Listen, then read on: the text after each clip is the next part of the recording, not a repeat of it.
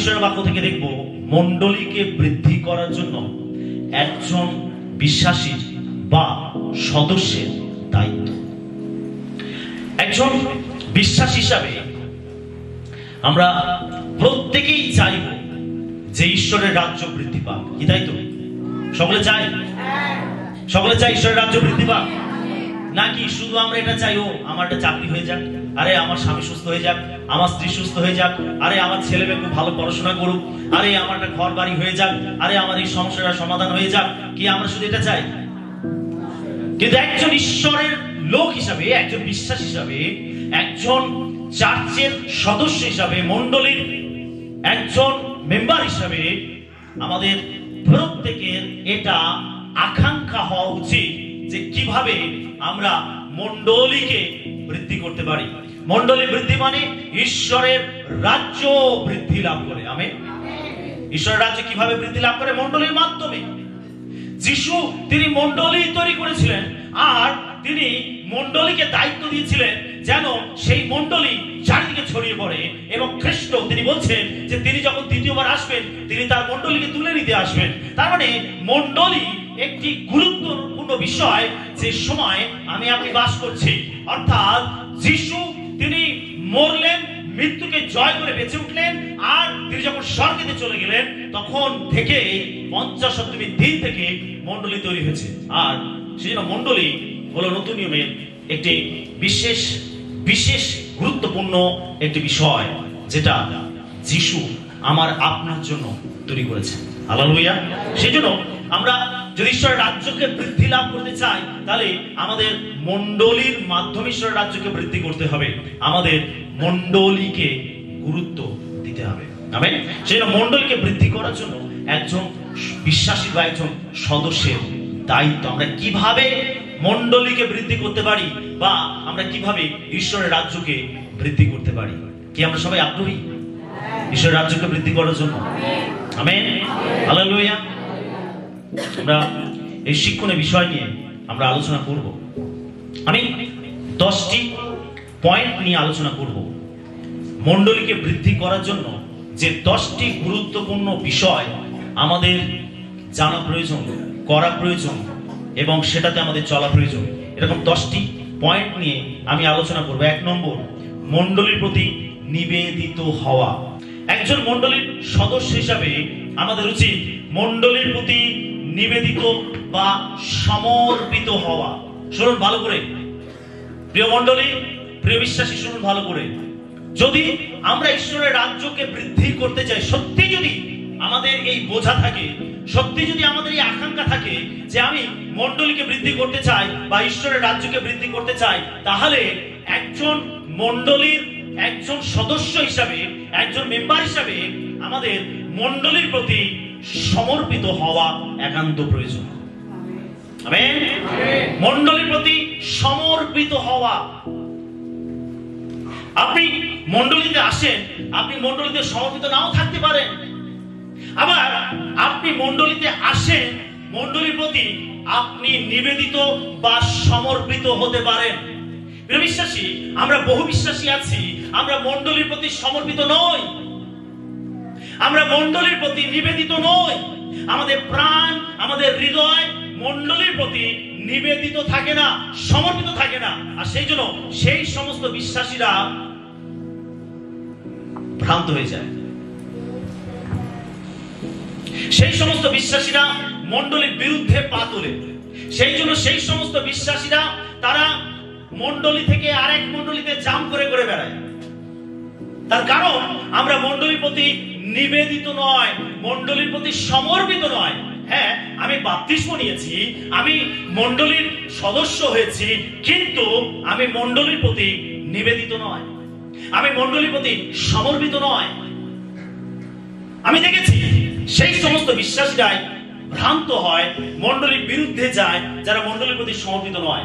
কিন্তু আবার এমন বিশ্বাসীও আছে যারা মণ্ডলীর প্রতি সমর্পিত, যারা মণ্ডলীর প্রতি নিবেদিত, যাই হোক তারা মণ্ডলীকে ছাড়বে না। আমেন। এটা হচ্ছে সমর্পিত, মণ্ডলীর প্রতি সমর্পিত। হালেলুয়া। আমরা শুধু খ্রিস্টীয় জনগণ নই, কিন্তু আমরা মান্ডলিক জনগণ। আমরা শুধু খ্রিস্টীয় জনগণ নয়, হ্যাঁ আমরা খ্রিস্টান, আমরা খ্রিস্টকে গ্রহণ করেছি, আমি খ্রিস্টকে বিশ্বাস করেছি, হ্যাঁ আমি একজন খ্রিস্টীয় জনগণ। খ্রিস্টের যে সমাজ রয়েছে আমি সেই সমাজের একজন। এখানে বিষয়টা সমাপ্তি টানে না, এখানে বিষয়টা ইতি টানে না, এখানে বিষয়টা শেষ হয়ে যায় না। কিন্তু এটা জানতে হবে আমি একজন খ্রিস্টীয় জনগণের সঙ্গে সঙ্গে আমি একজন মান্ডলিক জনগণ। আমার একটা মণ্ডলী আছে, আমার একটা চার্চ আছে, আমি একটা চার্চের মেম্বার, আমি একটা চার্চের সদস্য, আমার নিজের একটা অস্তিত্ব আছে, আমি একজন মান্ডলিক জনগণ। Amen, hallelujah. আমরা শুধু খ্রিস্টের প্রতি নিবেদিত নই, আমাদের মণ্ডলীর প্রতিও নিবেদিত হতে হবে। আমি যদি বলি হ্যাঁ আমি খ্রিস্টকে বিশ্বাস করেছি, আমি খ্রিস্টের কথা প্রচার করছি, আমি খ্রিস্টের আরাধনা করছি, আমি খ্রিস্টের নামে অন্যের জন্য প্রার্থনা করছি, হ্যাঁ আমি খ্রিস্টের জন্য কাজ করছি, এখানে বিষয়টা শেষ হয়ে যায় না। প্রিয় বিশ্বাসী, আমাদের জানতে হবে আমরা শুধু খ্রিস্টের প্রতি নিবেদিত হলে হবে না, আমাদের মণ্ডলীর প্রতিও নিবেদিত হতে হবে। Amen, hallelujah. আমরা এই বিশ্বতার 5:25 পদটা পাঠ করি। কেন আমরা মণ্ডলীর প্রতি নিবেদিত বা সমর্পিত হব? স্বামীরা তোমরা আপন আপন স্ত্রীকে সেইরূপ প্রেম করো, যেমন খ্রিস্ট মণ্ডলীকে প্রেম করিলেন আর তাহার নিমিত্ত আপনাকে প্রদান করিলেন। কি বলছে? যে একজন বিশ্বাস হিসাবে এখানে স্বামী স্ত্রীর সম্পর্ক নিয়ে মণ্ডলীর সঙ্গে একজন সদস্যের যে রিলেশন, যে সম্পর্ক, সেটাকে বোঝানোর জন্য এখানে স্বামী স্ত্রীর সম্পর্ককে তুলে ধরা হচ্ছে উদাহরণ হিসাবে। প্রিয় বিশ্বাসী, কেন আমরা মণ্ডলীর প্রতি নিবেদিত হব? কেন আমরা মণ্ডলীর প্রতি সমর্পিত হব? তার কারণ এই মণ্ডলীর জন্য খ্রিস্ট আপনাকে প্রদান করিলেন। কি লেখা আছে? যেমন খ্রিস্ট মণ্ডলীকে প্রেম করিলেন আর তাহার নিমিত্ত আপনাকে প্রদান করিলেন। খ্রিস্ট মণ্ডলীকে ভালোবেসে তিনি তার নিজের জীবন তিনি দান করেছেন। সেটা মণ্ডলী খ্রিস্টের কাছে একটি বিশেষ ভূমিকা রাখে। আপনি যদি বলেন আমি খ্রিস্টকে প্রেম করি, মণ্ডলীকে প্রেম করি না, আপনি যদি বলেন আমি খ্রিস্টের প্রতি নিবেদিত, আমি মণ্ডলীর প্রতি নিবেদিত নয়, আপনি জেনে রাখুন আপনি একজন বিশ্বাস হিসাবে আপনি ব্যর্থ হয়ে যাবেন। একজন বিশ্বাস হিসাবে আপনি আপনার আত্মিক জীবনে ব্যর্থ হবেন। আমাদের শুধু খ্রিস্টের প্রতি নিবেদিত হলে হবে না, আমাদের মণ্ডলীর প্রতিও নিবেদিত হতে হবে। কেননা এই মণ্ডলীকে যিশু তার নিজের জীবন দিয়ে কিনেছেন। সেটা আপনি মণ্ডলীকে তুচ্ছ করতে পারেন না, আপনি মণ্ডলীকে হেয় করতে পারেন না, আপনি মণ্ডলীর বিরুদ্ধে যেতে পারেন না। তারপরে মণ্ডলীকে প্রভু যিশু তার রক্ত দিয়ে কিনেছেন। হালেলুয়া। আপনি যদি খ্রিস্টকে প্রেম করেন তাহলে আপনাকে মণ্ডলীর প্রতিও নিবেদিত হতে হবে, সমর্পিত হতে হবে। শুনছি সকলে? আমি বিশ্বাস করি যদি আপনি আজকে এই শিক্ষাটা ঠিকভাবে গ্রহণ করেন, মণ্ডলীর গুরুত্ব আপনি বুঝতে পারবেন এবং আপনি মণ্ডলীকে অবশ্যই ভালোবাসবেন। আমেন। আপনি মণ্ডলীকে বৃদ্ধি করবেন আর মণ্ডলীকে বৃদ্ধি করার সঙ্গে সঙ্গে আপনি ঈশ্বরের রাজ্যকে বৃদ্ধি করবেন। Amen, hallelujah. যারা বলেন যে আমি শুধু খ্রিস্টকে ভালোবাসি, খ্রিস্টই আমার জীবন, কিন্তু আমি মণ্ডলীতে যাব না, আমি মণ্ডলীর মধ্যে যাওয়া আসা করবো না, আমি মণ্ডলী বিহীন থাকবো, তাহলে আপনার জীবন, বিশ্বাসী জীবন ব্যর্থ, আপনার বিশ্বাসী জীবন অসম্পূর্ণ। তার কারণ আপনাকে বাইবেলের বাক্য, ঈশ্বরের বাক্য আপনাকে বুঝতে হবে। কেন যিশু মণ্ডলীকে ভালোবেসে নিজের জীবন দান করেছেন। যিশু যেটাকে ভালোবেসে নিজের জীবন দান করেছে, যদি আপনি সেটাকে ভালোবাসেন তবে আপনার জীবন সম্পূর্ণ হবে, তবেই যিশু আপনার জীবন দ্বারা খুশি হবে। সেটা মণ্ডলীর প্রতি আমাদের নিবেদিত হওয়া প্রয়োজন আছে। আমরা অনেকে রয়েছি একটু অসুবিধায় পড়লে আমরা মণ্ডলী ছেড়ে দেবো, এরকম আছি। আমাদের বিশ্বাসের প্রবণতা কি? আজকাল চারিদিকে দেখুন মণ্ডলী গজিয়ে উঠেছে। ভালো, আমি বলছিলাম খারাপ, চারিদিকে মণ্ডলী গজিয়ে উঠেছে, চারিদিকে মণ্ডলী ছড়িয়ে পড়েছে। আর সেই জন্য যদি একজন বিশ্বাসীকে আপনি কিছু বলেন, যাবো না আমি চার্চে, আরে অন্য চার্চে যাব, অন্য মন্ডলীতে যাব, আরে আমার জন্য অন্য মন্ডলী প্রস্তুত রয়েছে। জেনে রাখুন, একজন বিশ্বাস হিসাবে আপনি মন্ডলীতে যা করেছেন, আপনি যদি অন্য মন্ডলীতে যান, আপনি একই জিনিস করবেন। তার কারণ আমরা বিষয়টাকে বুঝি না, মন্ডলীর গুরুত্ব আমরা বুঝি না। আমরা নিজেদেরকে পরিবর্তন না করে, নিজেদেরকে না শুধরে আমরা একটা মন্ডলী ছেড়ে আরেকটা মন্ডলীতে জাম করছি। আমাদের নেচার, আমাদের স্বভাব, আমাদের বৈশিষ্ট্য কিন্তু একই রয়ে গেছে। আমরা এখানে যা করেছি ওখানে গিয়ে আমরা একই কাজ করব। যদি আমরা নিজেদেরকে পরিবর্তন করি, যদি আমরা ভেতর থেকে নিজেদেরকে শুধরে নেই, তাহলে আমাদের মন্ডলী জাম করে বেড়াতে হবে না, আমাদের মন্ডলী পরিবর্তন করতে হবে না। Amen, hallelujah. সেজন্য একজন বিশ্বাস হিসাবে আমাদের মন্ডলীর প্রতি সমর্পিত, নিবেদিত হওয়া একান্ত প্রয়োজন আছে।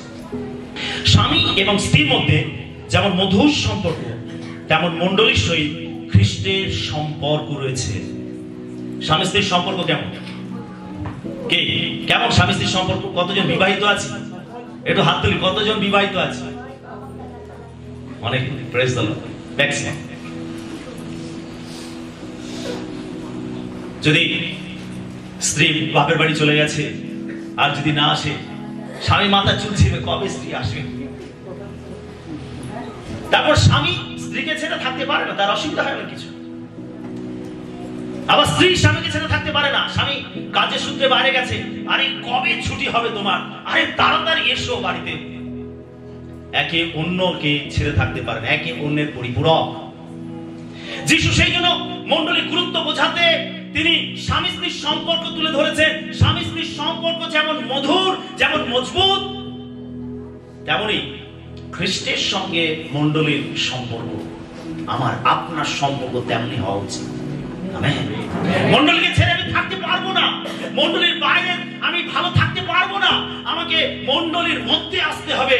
কারণ আমি মণ্ডলীতে এসে প্রকৃত শান্তি পাই, প্রকৃত জীবন পাই, প্রকৃত আনন্দ পাই, আমি ঈশ্বরের আশীর্বাদ পাই, আমি প্রভুর স্পর্শ পাই, আমি পবিত্র আত্মার শক্তি লাভ করি, আমি ঈশ্বরের বাক্য শুনতে পাই, আমি এখানে ঈশ্বরের আরাধনা করতে পারি। সেজন্য একজন সদস্য হিসাবে, একজন বিশ্বাস হিসাবে আমরা কখনো মণ্ডলীর বাইরে ভালো থাকতে পারি না। ঠিক স্বামী স্ত্রী যেভাবে একসঙ্গে থাকলে তবে তারা প্রকৃত শান্তি আনন্দ লাভ করতে পারে, একইভাবে একজন বিশ্বাসী যখন মণ্ডলীর মধ্যে থাকে তখনই সে প্রকৃত শান্তি, প্রকৃত জীবন লাভ করতে পারে। সেটা আমাদের মণ্ডলীর প্রতি নিবেদিত হওয়া একান্ত প্রয়োজন আছে। কি আপনি প্রশ্ন করুন, আপনি মণ্ডলীর প্রতি সমর্পিত? সমর্পিত? কতজন মণ্ডলীর প্রতি সমর্পিত?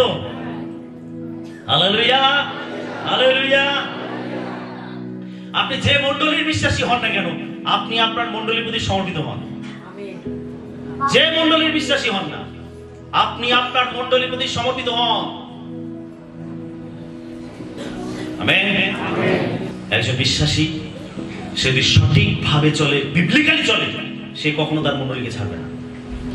জেনে রাখুন এটা, যদি একজন বিশ্বাসী সঠিকভাবে জীবনযাপন করে, সঠিকভাবে ঈশ্বরের বাক্যতে চলে, সে সঠিকভাবে ঈশ্বরের বাক্যকে জানে, সেই মতো জীবনযাপন করে, সে কখনো তার মণ্ডলীকে ছাড়বে না। যারা মণ্ডলী জাম করে করে বেড়ায় তাদের জীবনে সমস্যা আছে, আর তারা যখন মণ্ডলীর মধ্যে আসে তারা সেখানে সমস্যা তৈরি করবে। এটা জেনে রাখুন। শুনছি সকলে? Hallelujah, hallelujah.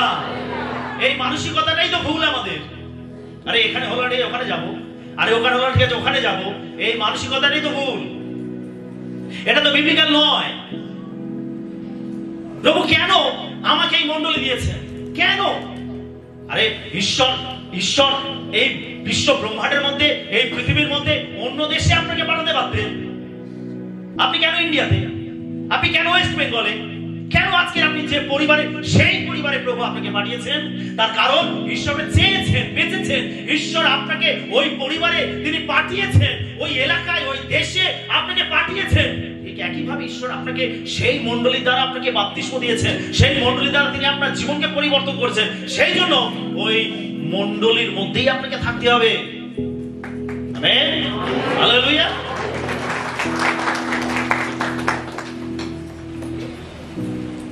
চলো মণ্ডলীকে আমাদের ভালোবাসতে হবে, মণ্ডলীর প্রতি আমাদের নিবেদিত হতে হবে। হালেলুয়া। সকলে আছি তো? একটু কঠিন খাবার আছে। আছে আজকে আর দুধ না, আজকে হাড় চিবোতে হবে।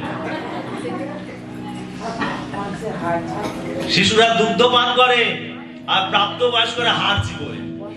আরে কতদিন আর শিশু থাকবে? একটু হাড় চিবোই, দুধ খাওয়া ছেড়ে একটু হাড় চিবোই। Amen, hallelujah. প্রস্তুত আছেন তো সবাই?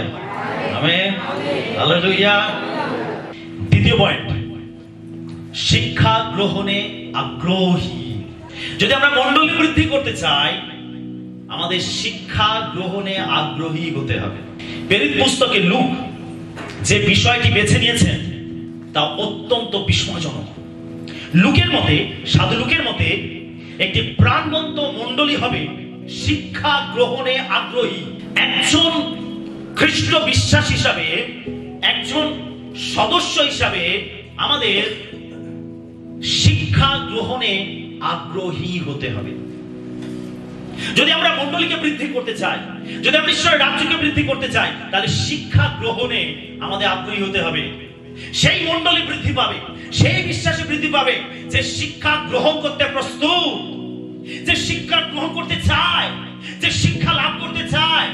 যদি শিক্ষা গ্রহণে মণ্ডলীর আগ্রহী না থাকে, যদি বিশ্বাসীর আগ্রহ না থাকে, তাহলে সে কখনো ঈশ্বরের রাজ্যকে বৃদ্ধি করতে পারে না, কখনো মণ্ডলীকে বৃদ্ধি করতে পারে না। শিক্ষা আমাদেরকে গেঁথে তোলে। শিক্ষা কি করে? আমাদেরকে গেঁথে তোলে। প্রচার আমাদেরকে উদ্দীপিত করে। আমরা যখন প্রচার শুনি আমরা উদ্দীপিত হই, আমাদের মধ্যে আগুন জ্বলতে থাকে, আমাদের রক্ত ফুটতে থাকে টকবক করে। আরে যখন আমরা প্রচার শুনি তখন মনে হয় আরে আমি এই কাজটা করবো, আরে ওই কাজটা করবো, আরে আমি ওর জন্য প্রার্থনা করবো, আরে আমি ওখানে গিয়ে সুসমাচার দেবো, আরে আমি ঈশ্বরের জন্য এইটা করবো, ওইটা করবো। আমাদের ভেতরে রক্ত তখন ফুটতে থাকে। প্রচার আমাদেরকে উদ্দীপিত করে, কিন্তু জেনে রাখুন শিক্ষা আমাদেরকে গেঁথে তোলে। আমেন। একটা দেহকে যদি এক জায়গা থেকে আরেক জায়গায় নিয়ে যেতে হয়, তাহলে দুটি পায়ের প্রয়োজন আছে। একটা পা হলো প্রচার, আর একটা পা হলো শিক্ষা। আমাদের জীবনে দুটোই থাকতে হবে, প্রচার এবং শিক্ষা। যিশু যেখানে যেতেন প্রচার করতেন, আবার যিশু অনেক জায়গাতে শিক্ষাও দিতেন।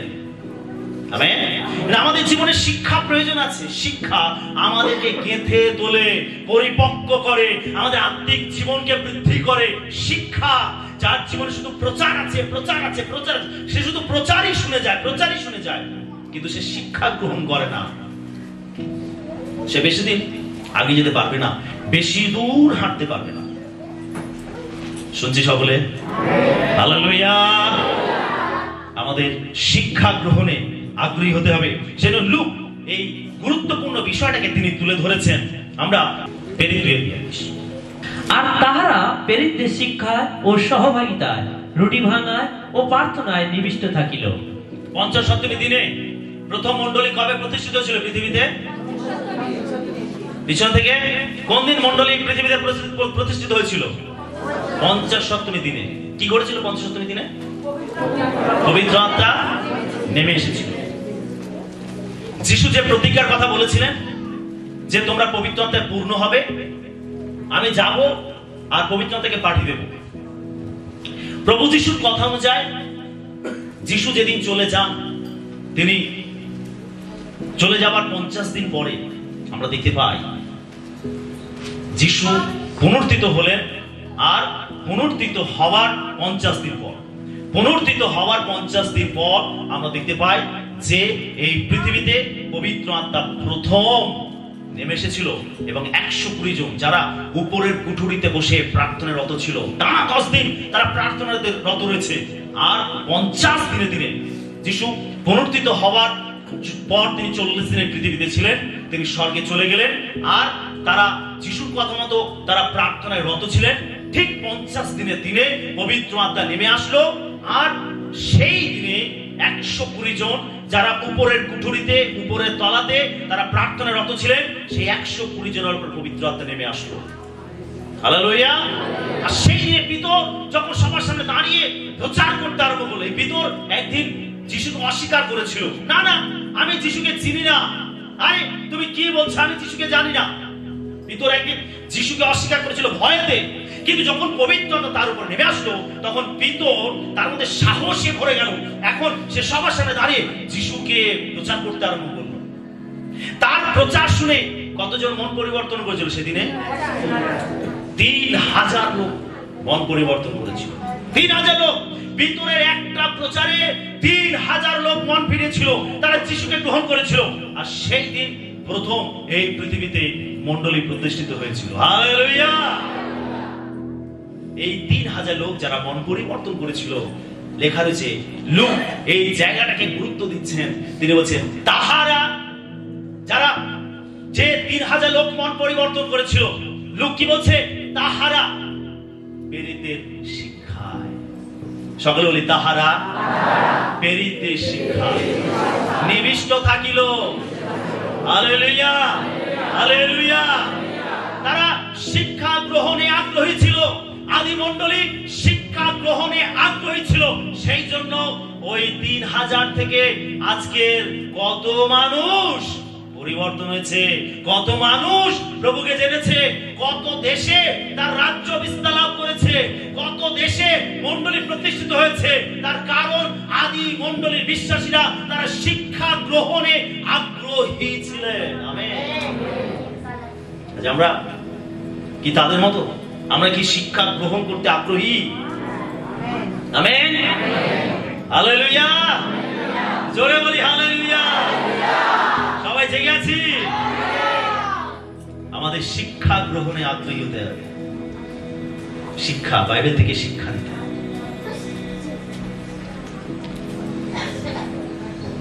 শিক্ষা বিষয়টা কিন্তু গুরুত্বপূর্ণ। আমি যেটা শুনছি সেটা নোট করছি। কতজন নোট করছি? কতজন লিখছি? কতজন লিখছি? Praise the Lord. ওদের জন্য জোরে করতালি দিই।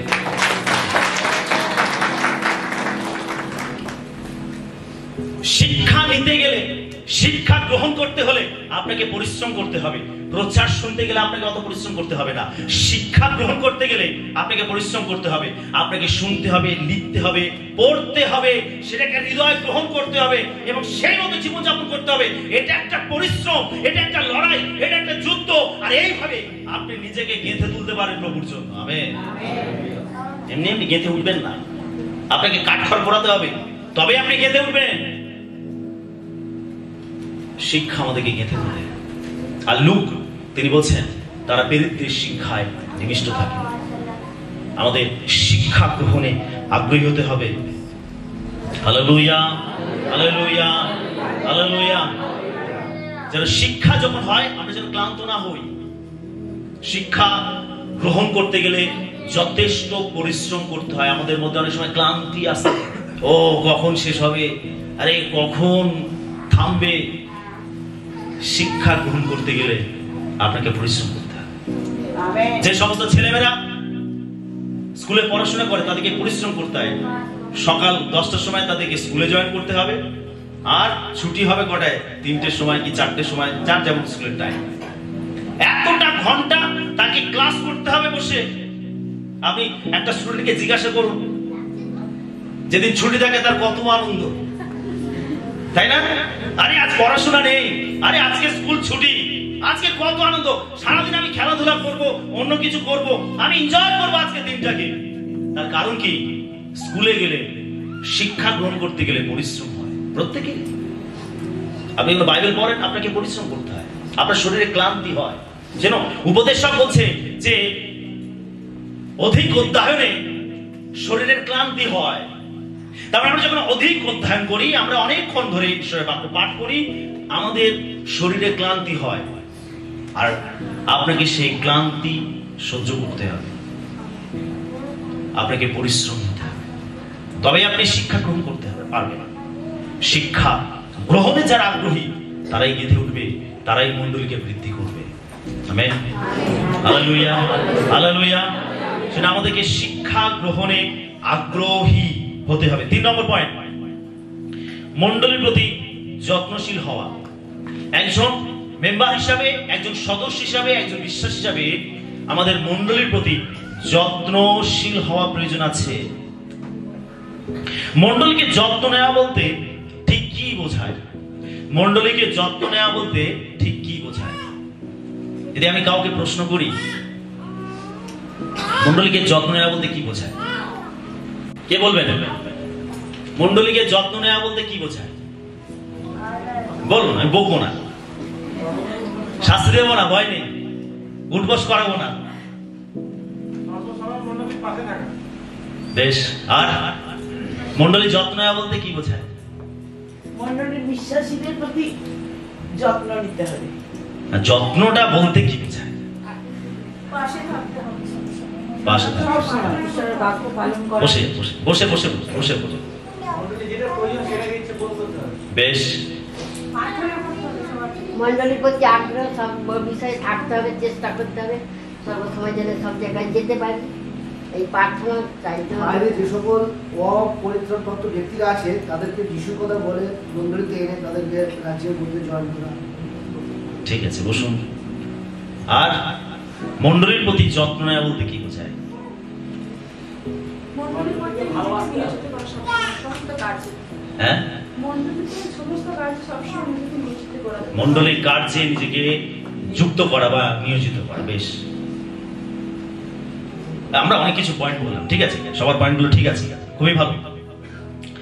যত্ন নেওয়া বলতে আমরা ইফিসীয় 5:29 কেহ তো কখনো নিজ মাংসের প্রতি দেশ করে নাই, বরং সকলে তাহার ভরণ পোষণ ও লালন পালন করে, যেমন খ্রিস্ট মণ্ডলীর প্রতি করিতেছেন। বাইবেল বলছে খ্রিস্ট মণ্ডলীর যত্ন নেয়। খ্রিস্ট মণ্ডলীর প্রতি যেমন করিতেছেন। দেখুন এখানে যে শব্দটি উপরে আমরা গুরুত্ব দেব, আর সেই শব্দটি আমরা ইফিসীয় 5:29 দেখতে পাই, ভরণ পোষণ লালন পালন। যত্ন বলতে বোঝায় ভরণ পোষণ লালন পালন। আপনি আপনার সন্তানের যত্ন নেন, আপনি তার ভরণ পোষণ, আপনি তার লালন পালন করেন। একজন স্বামী হিসাবে আপনি আপনার স্ত্রীর ভরণ পোষণ করেন, আপনি তার যত্ন নেন, আপনি তার খেয়াল রাখেন। একজন স্ত্রী হিসাবে আপনার স্বামীর আপনি যত্ন নেন, আপনি তার খেয়াল রাখেন। একজন বাবা মা হিসাবে আপনি আপনার সন্তানের ভরণ পোষণ করেন, আপনি তাকে লালন পালন করেন। প্রিয় বিশ্বাসী, যত্ন বলতে ঠিক এটাই বোঝায়, ভরণ পোষণ লালন পালন। সকলে বলি ভরণ পোষণ লালন পালন। মণ্ডলীকে যত্ন নেওয়া বলতে আপনাকে মণ্ডলীর ভরণ পোষণ এবং মণ্ডলীকে লালন পালন করতে হবে। আমেন। কি সুন্দর শব্দ না এখানে, মণ্ডলীর ভরণ পোষণ এবং লালন পালন। মণ্ডলীর প্রতি আমাদের যত্ন নেওয়া বলতে বোঝায় আমাদের মণ্ডলীর প্রতি আমাদের ভরণ পোষণ এবং লালন পালন। তার মানে মণ্ডলীর কি প্রয়োজন আছে, আমাদের ভাই বাপি বলছিল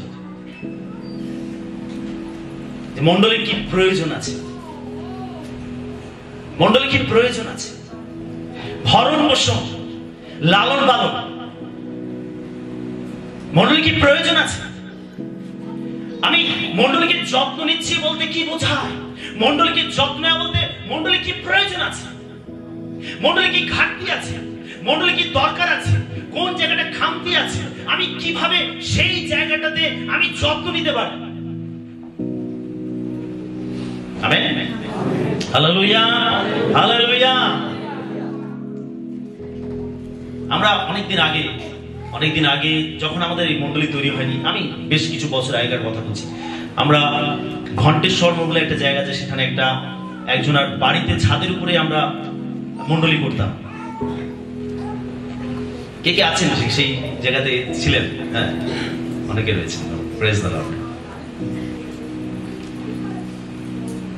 আমরা যখন সেখানে মণ্ডলী করতাম, সেখানে আমাদের ফাস্টিং প্রেয়ার হতো, আর সেখানে আমাদের মানে খুব বেশি কিছু ছিল না। আমরা মণ্ডলী শুরু করেছি আমাদের বাড়ি থেকে 5-6 জনকে নিয়ে আমরা মণ্ডলী শুরু করেছিলাম। এটা ধরে নেন 2008 সালে আমরা যখন এখানে আসি, তখন আমরা শুরু করেছিলাম, বাড়াই করে শুরু করেছিলাম।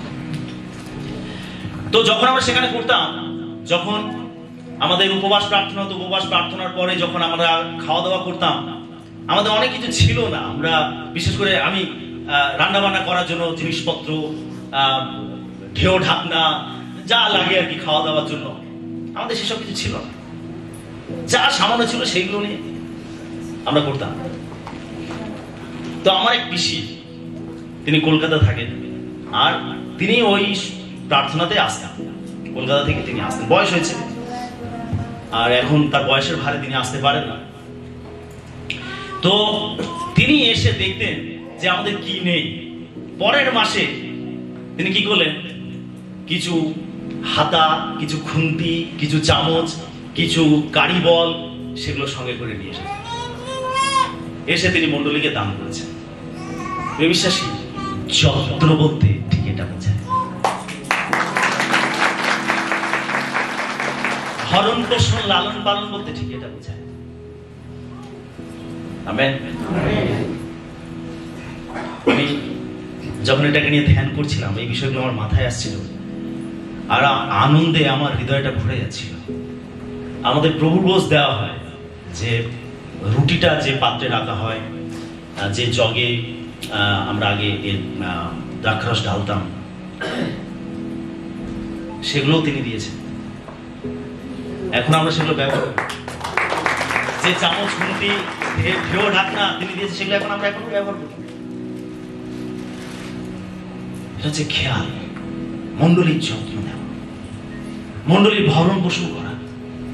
আমি মণ্ডলীর সদস্য, আমি আসলাম শুধু প্রার্থনা করলাম চলে গেলাম, আমি আসলাম শুধু আশীর্বাদ দিলাম চলে গেলাম, আমি আসলাম এসে বাক্য শুনলাম চলে গেলাম, কিন্তু মণ্ডলীর যত্ন নিলাম না, মণ্ডলীর ভরণ পোষণ করলাম না। মণ্ডলী কি বৃদ্ধি পাবে? ঈশ্বরের রাজ্য কি বৃদ্ধি পাবে? পাবে না। বিশ্বাসী, মণ্ডলীর যত্ন বলতে ঠিক এটাকে বোঝায়। আমরা বহু বিশ্বাসী আছি, আমরা অনেকে আছি সুযোগ সন্ধানী। আমরা অনেক আছি সুযোগ সন্ধানী। আমরা আগে যখন ট্র্যাক্স বিলি করতাম, একজন আমাকে ফোন করে একদিন ফোন করে বলছে, আচ্ছা আমি যদি চার্চে যাই আমি কি পাবো? তাহলে আপনি এখানে আসলে কিছু পাবেন না, আপনাকে আরো দিতে হবে, কিন্তু আপনাকে এখানে আসতে হবে।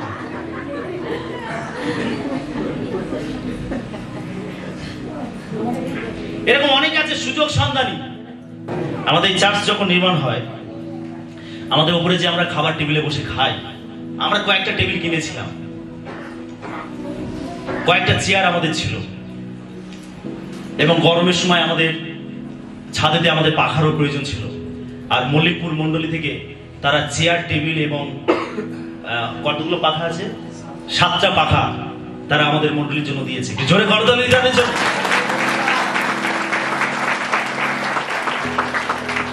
এগুলো কি যত্ন নেওয়া, মন্ডলীকে যত্ন নেওয়া, মন্ডলীর ভরণ পোষণ করা। আমার মনে পড়ছে আরেকজনের কথা। যখন আমরা ঘণ্টেশ্বর মোড়ে ছিলাম, আমাদের বসার চেয়ার ছিল না, অনেকে বয়স্করা আসতেন, তারা কষ্ট করে নিচেই বসতেন। তো একজন বয়স্ক মাসিমা, আর তিনি ওই পেনশন পান কিছু টাকা, আর তার স্বামী চাকরি করতেন, আর তার থেকে কিছু, তার স্বামী মারা গেছে, তিনি এখন তার স্বামীর পেনশনটা তিনি কিছু পান। আর তিনি একদিন আমাকে দেখা করে বলছেন যে আমি কিছু টাকা দিচ্ছি, আপনি 4টে চেয়ার কিনে দেবেন। আমি মানে খুব অবাক হলাম এবং আমি খুব খুশি হলাম। বিশ্বাসী, আমাদের মণ্ডলীর প্রতি যত্ন নেওয়া বলতে ঠিক এটাকে বোঝায়। মণ্ডলীর ভরণ পোষণ বলতে এটাকে বোঝায়। আমি অনেক সময় পুলপিটে দাঁড়িয়ে বলি এটা প্রয়োজন আছে, এটা প্রয়োজন আছে, এটা করতে হবে, ওটা করতে হবে। যারা রিপ্লাই দেন আমি সত্যি তাদের কাছে কৃতজ্ঞ। এটা জোরে করতালি দিতে হবে।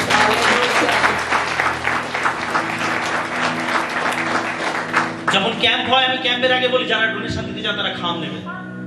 ক্রিসমাস প্রোগ্রামের সময় আমি বলে থাকি যারা ডোনেশন করতে চান তারা খাম নেবেন। যারা খাম নেন, যারা ডোনেশন করেন, আমি তাদের কাছে কৃতজ্ঞ। তারা মণ্ডলীর প্রতি যত্নশীল।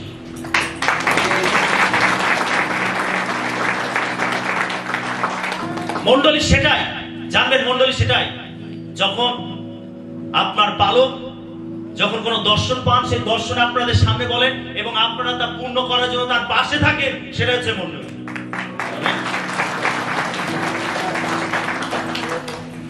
সেটা মণ্ডলীর যত্ন, মণ্ডলীর ভরণ পোষণ। বিষয়টা আমাদের বোঝা উচিত। যদি আমরা প্রত্যেকটা বিশ্বাসীটাকে বুঝতে পারি, আমাদের মণ্ডলী অনেক অনেক বৃদ্ধি পাবে। Hallelujah, hallelujah. সেজন্য আমাদের মণ্ডলীর প্রতি যত্নশীল হতে হবে। কি যত্নশীল বলতে কি বোঝায়? 4টে শব্দ কি কি বলেছি? ভরণ পোষণ, লালন পালন। যেভাবে মা সন্তানের যত্ন নেয়, সেভাবে আপনাকে মণ্ডলীর যত্ন নিতে হবে। যেভাবে স্বামী স্ত্রীর ভরণ পোষণ দায়িত্ব নেয়, সেভাবে আপনাকে মণ্ডলীর দায়িত্ব নিতে হবে। একজন মেম্বার হিসাবে, একজন সদস্য হিসাবে আমি শুধু মণ্ডলীতে আসবো, প্রার্থনা করব, আরাধনা করব, ঈশ্বরের আশীর্বাদ নেব, চলে যাব, এখানে বিষয়টা শেষ নয়। একজন চার্চের মেম্বার হিসাবে আমার দায়িত্ব মণ্ডলীর প্রতি যত্ন নেওয়া। Amen, hallelujah, hallelujah. এই সকলে আছি তো আমার সঙ্গে? হালেলুয়া। আরো অনেকে অনেক ভাবে সাহায্য করেছেন মণ্ডলীর প্রতি। আমি সবার নাম বলতে গেলে সময় লেগে যাবে, তাই আমি কয়েকটা দৃষ্টান্ত তুলে ধরলাম, উদাহরণ তুলে ধরলাম বিষয়টাকে বোঝার জন্য। 4 নম্বর বিষয়, মণ্ডলীর নিয়ম শৃঙ্খলা পালন করা। মণ্ডলীকে বৃদ্ধি করার জন্য একজন সদস্য হিসাবে মণ্ডলীর নিয়ম শৃঙ্খলা পালন করা একান্ত বাঞ্ছনীয় কর্তব্য। আমরা যেন ঈশ্বরের সেবা করি, আমরা যেন ঈশ্বরের সেবা করি। ঈশ্বরের যে ঈশ্বরের সেবা আমরা করি, সেই ঈশ্বর হলেন নিয়মের ঈশ্বর। যে ঈশ্বরের সেবা আমরা করি, সেই ঈশ্বর হলেন নিয়মের ঈশ্বর। তিনি নিয়মে চলেন, তিনি নিয়মের দ্বারা কাজ করেন। তিনি যা কিছু করেন, তিনি যে নিয়ম তিনি আমাদের সঙ্গে করেছেন, সেই নিয়মের মাধ্যমে তিনি কাজ করেন। ঈশ্বর তিনি হলেন নিয়মের ঈশ্বর। যেখানে নিয়ম শৃঙ্খলা নেই, সেখানে বিশৃঙ্খলা থাকে। প্রত্যেকটা জিনিসের নিয়ম আছে। এই পৃথিবীর মধ্যে প্রত্যেকটা জিনিসের নিয়ম আছে। আপনি প্রকৃতির দিকে যে দেখুন, প্রকৃতিও একটা নিয়মে চলে, কি তাই তো? চলে কিনা? শীত গরম আমরা দেখি একটা নিয়মে চলে। প্রকৃতির মধ্যে সবকিছু একটা নিয়মে চলে। আপনি আম গাছে আপনি আমই পাবেন, জাম পাবেন না। একটা নিয়মে চলে, প্রকৃতি একটা নিয়মে চলে। সরকার, আমাদের দেশ সরকার, যে সরকার দেশকে পরিচালনা করছে, তাকেও একটা নিয়মে চলতে হয়। আমাদের দেশেরও কিছু নিয়ম রয়েছে। একজন সরকার হিসাবে তিনি দুম করে তার ইচ্ছা মতো কাজ করতে পারেন না। তাকে যদি কোনো একটা নতুন নিয়ম তাকে বাস্তবায়িত করতে হয়, তাহলে সংসদের মধ্যে থেকে সেটাকে পাশ করাতে হবে। সেই আইনটাকে, সেই নিয়মটাকে পাশ করতে হবে, সংবিধানের মাধ্যমে সেটাকে পাশ করাতে হবে, তবেই সেটা কার্যকারী হবে। প্রিয় বিশ্বাসী, সরকারকেও একটা নিয়মে চলতে হয়, প্রকৃতিকে একটা নিয়মে চলতে হয়। ঈশ্বর তার নিয়মে কাজ করেন। প্রত্যেকটা জিনিসের মধ্যে নিয়ম আছে। যদি এই পৃথিবীর মধ্যে যদি নিয়ম অনুযায়ী সবকিছু না চলে, তাহলে সবকিছুর মধ্যে ভারসাম্য নষ্ট হবে এবং বিশৃঙ্খলা তৈরি হবে। প্রিয় বিশ্বাসী, যেখানে নিয়ম শৃঙ্খলা বজায় রাখা হয় না, সেখানে বিশৃঙ্খলা, গোলযোগ দেখতে পাওয়া যায়, তাই তো? Hallelujah, hallelujah. চার্চের মধ্যেও কিছু নিয়ম শৃঙ্খলা থাকে। যদি একজন মেম্বার হিসাবে আমি সেই নিয়ম শৃঙ্খলাগুলোকে পালন না করি, তাহলে কখনো চার্চ বৃদ্ধি পাবে না। চার্চের মধ্যে অশান্তি, চার্চের মধ্যে গোলযোগ, চার্চের মধ্যে বিবাদ, চার্চের মধ্যে দলাদলি, এগুলো তৈরি হবে।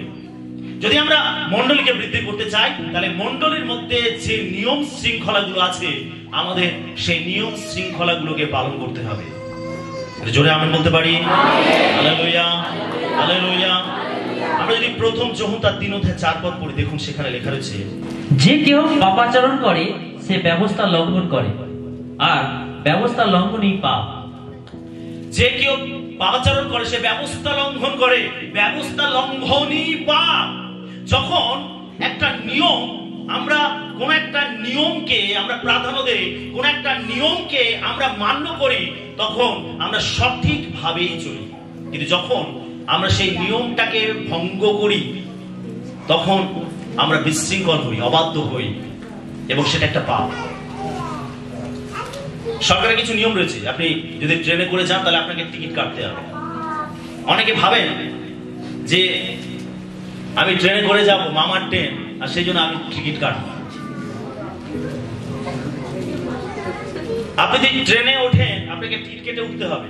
যদি আপনি টিকিট কেটে না ওঠেন, আর প্রার্থনা করেন, প্রভু আমাকে বাঁচাও, প্রভু বাঁচাতে আসবে। সরকারের নিয়মকে অমান্য করা পাপ। একবার এক প্রচারক তিনি প্রচার করতে যাচ্ছেন, আর তার এতটা তাড়া ছিল যে টিকিট কাটার সময় হয়, আর ট্রেনে উঠে বসে গেছে, আর সেই বগিতে টিটি উঠেছে, আর সে চোখ বন্ধ করে প্রার্থনা করছে, প্রভু তুমি আমাকে বাঁচাও, এই টিটির হাত থেকে তুমি আমাকে বাঁচাও। ও প্রভু তুমি আমার সঙ্গে আছো, প্রভু তুমি আমাকে যাত্রায় রক্ষা করবে, প্রভু তোমাকে ধন্যবাদ প্রভু। এই প্রার্থনা যিশু নামেতে চাই। যে বলেছে আমেন, টিটি এসে হাত পেতে টিকিটটা দেখো।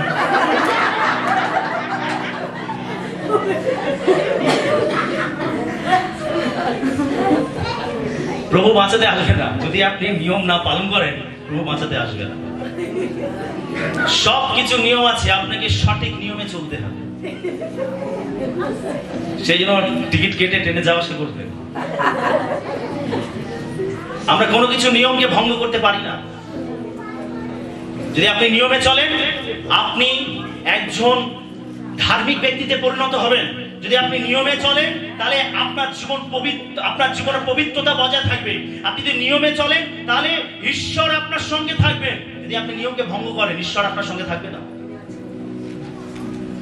আপনি ঈশ্বরকে দোষারোপ করতে পারবেন না। কিন্তু চার্চের মধ্যে সদস্য হিসাবে আমাদের চার্চের নিয়ম শৃঙ্খলা মেনে চলা উচিত। আমরা যারা চার্চে বাপ্তিস্ম নিয়েছি, বাপ্তিস্ম নেবার পরে যখন সদস্য হিসাবে অ্যাকসেপ্ট করা হয় মণ্ডলীর মধ্যে, তখন আমরা সেখানে একটা স্বীকারোক্তি করি। এই কতজন করেছে? সবাই করেছি যারা আমরা বাপ্তিস্ম নিয়েছি। আর সেখানে আমরা প্রতিজ্ঞা করেছি যে আমি এই চার্চের সদস্য হিসাবে এই চার্চের প্রত্যেকটা নিয়ম আমি হৃদয়ের সঙ্গে পালন করব। কি করেছে কিনা? হালেলুয়া। কিন্তু চার্চের মধ্যে যে নিয়ম শৃঙ্খলা থাকে সেটা আমাদেরকে মান্য করতে হবে। আমরা কখনো উচ্ছৃঙ্খল হতে পারি না, আমরা কখনো অবাধ্য হতে পারি না, আমরা চার্চের নিয়মের বিরোধিতা করতে পারি না। যে বিশ্বাসী, নিয়ম শৃঙ্খলা এই জন্য করা হয় যাতে শান্তি বজায় থাকে, সবকিছু পরিপাটি ভাবে হয়। সেটা আমাদের চার্চের কিছু নিয়ম শৃঙ্খলা রয়েছে। আর মেম্বার হিসাবে অবশ্যই আমরা সেই নিয়ম শৃঙ্খলাগুলোকে মান্য করব। Amen, hallelujah, hallelujah. যদি আপনি ভাবেন আরে আমি যিশুকে পেয়েছি মানে আমি স্বাধীন, এবারে আমি হাওয়াতে উঠবো, যিশু যিশু বলে আমি হাওয়াতে উঠবো, যা খুশি আমি তাই করবো, আমি স্বাধীন, আমি মুক্ত। আর এই মন্ডলীর মধ্যে এই নিয়ম পালন করতে হবে, ওই নিয়ম পালন করতে হবে। বিশ্বাসী, নিয়ম সবসময় আমাদের সংযত রাখে, শান্তি শৃঙ্খলা বজায় রাখে। আমরা কখনো যিশু যিশু বলে হাওয়ায় ভাসতে পারি না। আর এটা বাস্তব, আপনাকে বাস্তবে রক্ত মাংসের দেহ নিয়ে থাকতে হবে। তাই এখানে কিছু আপনাকে নিয়ম পালন করতে হবে। আমেন।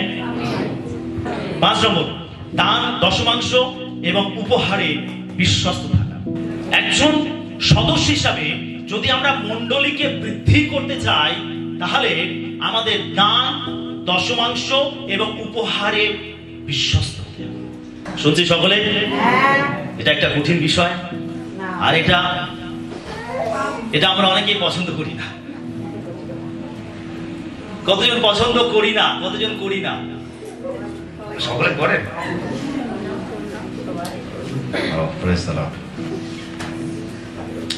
দান, দশমাংশ, উপহারে বিশ্বস্ত থাকা।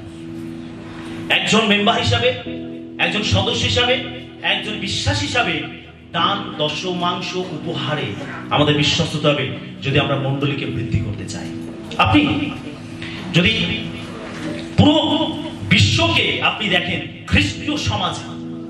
খ্রিস্টীয় সমাজে যদি আপনি পুরো বিশ্বে দেখেন, সমস্ত মণ্ডলীর যারা নেতা নেত্রী রয়েছে, যারা মণ্ডলীকে পরিচালনা করছেন, আপনি যদি সবাইকে জিজ্ঞাসা করেন যে প্রত্যেকে যখন একটা আলোচনাতে বসে, তখন তাদের সেই আলোচনার মধ্যে অর্থ সংকট বিষয়টা সেই আলোচনার মধ্যে থাকবে না। শুনছেন সকলে? যদি আমরা ঈশ্বরের রাজ্যের জন্য কাজ করতে চাই, অর্থ একটা বিশেষ ভূমিকা রাখে। আমাদের অনেকের কাছে অনেক পরিকল্পনা রয়েছে, অনেক চিন্তা ভাবনা রয়েছে। সেই চিন্তা ভাবনা, সেই পরিকল্পনাগুলো তখনই বাস্তবায়িত হতে পারবে যদি অর্থ থাকে, যদি ফান্ড মজবুত থাকে, তবেই সেগুলো বাস্তবায়িত করা যায়। আমেন। একজন সদস্য হিসাবে যদি আমরা ঈশ্বরের রাজ্যকে আগে নিয়ে যেতে চাই, মণ্ডলীকে বৃদ্ধি করতে চাই, এই দান দশমাংশ উপহারে আমাদের বিশ্বস্ত হতে হবে। আমরা রোমিও তার 15:26 পড়ি। রোমিও 15:26, প্রথম করিন্থীয় 16:1-2 এবং মালাকি 3:8-10। প্রথমে আমরা রোমিও 15:26 পড়ব। কারণ জেরুসালেমস্থ পবিত্র দিকের মধ্যে যাহারা দিনহীন, তাহাদের জন্য মাকিদোনিয়া ও আখায়া দেশিয়ারা পীত হইয়া সহভাগিতা সূচক কিছু চাঁদা সংগ্রহ করিয়াছে। প্রথম করিন্থীয় 16:1-2 পদ পড়ি। আর পবিত্রগণের নিমিত্ত চাঁদার সম্বন্ধে আমি গালাতিয়া দেশস্থ মণ্ডলী সকলকে যে আজ্ঞা দিয়াছি, তদানুসারে তোমরাও করো। সপ্তাহে প্রথম দিনে তোমরা প্রত্যেকে আপনাদের নিকটে কিছু কিছু রাখিয়া আপন আপন সঙ্গতি অনুসারে অর্থ সঞ্চয় করো, যেন আমি যখন আসিব তখনই চাঁদা না হয়। আমরা দুটো জায়গাতে পাঠ করলাম যেখানে চাঁদা, বাংলাতে লেখা হয়েছে চাঁদা, আসলে এটা হচ্ছে দান। যেটা দান সেই বিষয়টাকেই বোঝায়। এখানে আমরা দেখি রোমিওতে 15:26 পদে পৌল তিনি বলছেন, জেরুসালেমস্থ পবিত্রগণের মধ্যে যাহারা দিনহীন, তাহাদের জন্য মাকিদোনিয়া ও আখায়া দেশীয়রা প্রীত হইয়া সহভাগিতার সূচক কিছু চাঁদা সংগ্রহ করিয়াছে। এখানে চাঁদা বলতে দানকেই বোঝায়। আমরা প্রথম করিন্থীয়তে দেখতে পাই পৌল তিনি বলছেন করিন্থীয় মণ্ডলী বিশ্বাসীদেরকে, প্রভুর দিনে তোমরা যখন মিলিত হও তখন তোমরা দান সংগ্রহ করো, যেন আমি যখন আসি তখন শুধু দান সংগ্রহ করা না হয়, কিন্তু যেন প্রত্যেকটা প্রভুর দিনে তোমরা যখন সহভাগিতা করো, তোমরা যখন মণ্ডলীতে মিলিত হও, তখন যেন দান সংগ্রহ করা হয়। আর সেই জন্য যখনই মণ্ডলী হয়, আমরা মণ্ডলীতে একত্রিত হই, তখন সেখানে দান সংগ্রহ করা হয়। আমরা কোথা থেকে শিখেছি? প্রেরিতদের কাছ থেকে। আমরা কোথায় থেকে জেনেছি? প্রেরিতদের কাছ থেকে। এই দান আমাদের প্রত্যেকটা মণ্ডলীতে সংগ্রহ করা দরকার, এবং আমাদের প্রত্যেকে যখন আমরা মণ্ডলীতে আসি তখন এই দান সঙ্গে করে নিয়ে আসা দরকার। শুনছি সকলে? হালেলুয়া। মণ্ডলীকে যদি আমরা বৃদ্ধি করতে চাই, মণ্ডলী যদি আমরা আগে নিয়ে যেতে চাই, তাহলে আমাদের দান দশমাংশ উপহারে বিশ্বস্ত হওয়া প্রয়োজন আছে। অনেকে দেখবেন দান দেয় কিভাবে, তারা দানটা বের করলো, ওরে দুমরে মুচরে দান অফারিং ব্যাগের মধ্যে রাখে। অনেকে দান দেয় কিভাবে? যেটা অচল, যেটা ছেঁড়া, যেটা ফাটা, সেটা প্রভুর ভান্ডারে। যেটার কোনো মূল্য নেই, সেটা প্রভুর ভান্ডারে। একজন বিশ্বাস হিসেবে আমাদের মানসিকতা কেমন? যেটা অচল, যেটা কোনো মূল্য নেই, সেটা প্রভুর জন্য। ঈশ্বর কি তাই করেছেন? ঈশ্বর শ্রেষ্ঠটা আমাদেরকে দিয়েছেন, তার একজাত পুত্রকে তিনি আমাদের জন্য দান করেছেন। হালেলুয়া। যখন আমাদের দেবার পালা আসে, তখন কেন আমরা এরকম করি? কেন আমরা শ্রেষ্ঠটা প্রভুকে দিই না? কেন আমরা আগে থেকে প্রিপারেশন নিয়ে আসি না? আজকে আমি প্রভুর গৃহে যাচ্ছি, আমি এই দানটা প্রভুর ভান্ডারে রাখবো। কেন আমরা আগে থেকে প্রিপারেশন নিয়ে আসি না? কেন আমরা সেইভাবে তৈরি হয়ে আসি না? যদি আমরা ভালো প্রস্তুতি নিয়ে আসি, আমরা ভালো আশীর্বাদ লাভ করতে পারি। আমেন। প্রস্তুত হৃদয় সব সময় ঈশ্বরের বিশেষ আশীর্বাদ লাভ করে। আর দেওয়ার সম্বন্ধে বাইবেল আমাদেরকে প্রচুর শিক্ষা দেয়। একজন খ্রিস্ট বিশ্বাস হিসাবে আমাদের এই জায়গাতে অনেক বিশ্বস্ত হওয়া উচিত। বাইবেলে যে যে দান করে, সেই ঈশ্বরকে ঋণ দেয়, ঈশ্বর তাহা পরিশোধ করিবেন। প্রিয় বিশ্বাসী, আমাদের দান করা একান্ত প্রয়োজন। Hallelujah, hallelujah. আমাদের তিনটে জিনিস বুঝতে হবে: দান, দশমাংশ, উপহার। তিনটে কিন্তু আলাদা আলাদা বিষয়। দান যখন আপনি আসছেন, যেটা কালেকশন করা হচ্ছে, আপনি সেখানে দান দিতে পারেন। আপনি উপহারও সেখানে রাখতে পারেন।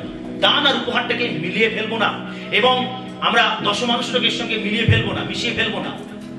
দান আপনি ঈশ্বরের জন্য বা আপনি ঈশ্বরের কাজের জন্য আপনি কিছু রাখলেন, এটা দান।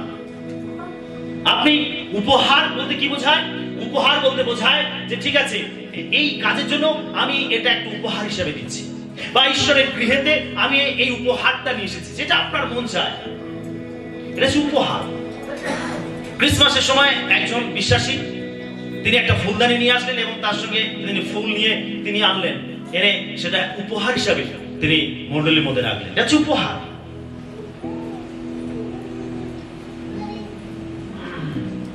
আর দশমাংশটা কোনটা? আমাদের আয়ের দশমাংশ। আমরা যেটা আয় করি, যেটা আমরা রোজগার করি, তার 10 ভাগের 1 ভাগটা আমরা প্রভুর জন্য রাখি। এটা হচ্ছে দশমাংশ, আমাদের আয়ের দশমাংশ। আমরা মালাকি পড়ি তার 3:8 থেকে 10 পদ। মনুষ্য কি ঈশ্বরকে ঠকাইবে? তোমরা তো আমাকে ঠকাইয়া থাকো। কিন্তু তোমরা বলিতেছ, কিসে তোমাকে ঠকাইয়াছি? দশমাংশে ও উপহারে। তোমরা অভিশাপে সাব্যস্ত। হ্যাঁ, তোমরা এই সমস্ত জাতি আমাকেই ঠকাইতেছে। তোমরা সমস্ত দশমাংশ ভাণ্ডারে আনো, যেন আমার গৃহে খাদ্য থাকে। আর তোমরা ইহাতে আমার পরীক্ষা করো। ইহা বাহিনীগণের সদাপ্রভু কহেন, আমি আকাশের দ্বার সকল মুক্ত করিয়া তোমাদের প্রতি অপরিমেয় আশীর্বাদ বর্ষণ করি কিনা। ঈশ্বর কি বলছেন? তোমরা আমাকে ঠকিয়ে থাকো। কিসে? কি বলছেন ঈশ্বর? দশমাংশ উপহার। তোমরা আমাকে ঠকিয়ে থাকো। ঈশ্বর বলছে তোমরা আমাকে ঠকিয়ে থাকো। কিসে? দশমাংশে উপহার। আজ আমরা বহু বিশ্বাসী আমরা ঈশ্বরকে ঠকাই। দিনের পর দিন, মাসের পর মাস আমরা ঈশ্বরকে ঠকাই। কিসে? আমাদের দশমাংশে, আমাদের উপহার আমরা ঠকাই। আমরা বিশ্বস্ত নই। আমাদের দশমাংশে, আমাদের উপহারে আমরা বিশ্বস্ত নই। জানেন, যে মণ্ডলীর বিশ্বাসীরা দশমাংশ, উপহারে, দানে বিশ্বস্ত নয়, সেই মণ্ডলী কোনোদিন বৃদ্ধিও পাবে না। শুনছেন সকলে? যে মণ্ডলীর বিশ্বাসীরা দান, দশমাংশে, উপহারে বিশ্বস্ত নয়, সেই মণ্ডলী কখনো বৃদ্ধি পাবে না। তাদের যা কিছু প্ল্যান, পরিকল্পনাটা থেকেই যাবে, ওটা কখনো বাস্তবায়িত হবে না। যদি আমরা মণ্ডলীকে বৃদ্ধি করতে চাই, দান, দশমাংশ, উপহারে আমাদের বিশ্বস্ত হতে হবে। এই সমাজে তোমরা আমাকে ঠকিয়ে থাকো। কিসে? দশমাংশের উপহার আমরা ঠকাই। আমরা ঈশ্বর আমাদেরকে 100% দিচ্ছেন। ঈশ্বর আমাদেরকে 100% দিচ্ছেন। ঈশ্বর তার মধ্যে থেকে তিনি কি করছেন? আমাদের যেটা দায়িত্ব সেটা হচ্ছে 10 ভাগের মধ্যে 1 ভাগটা ঈশ্বরকে দেওয়া হচ্ছে। 1 ভাগ রাখা, তার মানে 90 ভাগটা ঈশ্বর আমাদেরকে দিচ্ছেন, শুধু 10 ভাগটা ঈশ্বর নিজের কাছে রাখছেন, যেটাকে আমরা দশমাংশ বলছি। আমাদের তাতে হচ্ছে না। যেটা ঈশ্বরের, সেটাতেই আমাদের হাত লাগাতে হবে, সেটাই আমাদের চাই। ওটা না হলে আমাদের প্রয়োজন মিটবে না।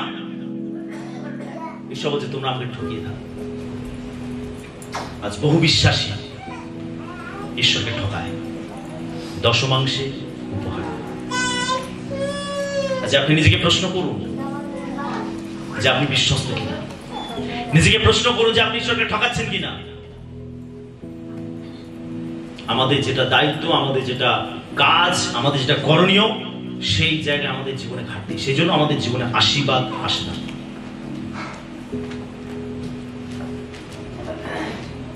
যারা দশমাংশ উপহার ঈশ্বরকে ঠকায়, তারা তাদের অভাব থেকে কখনো বেরোতে পারে না।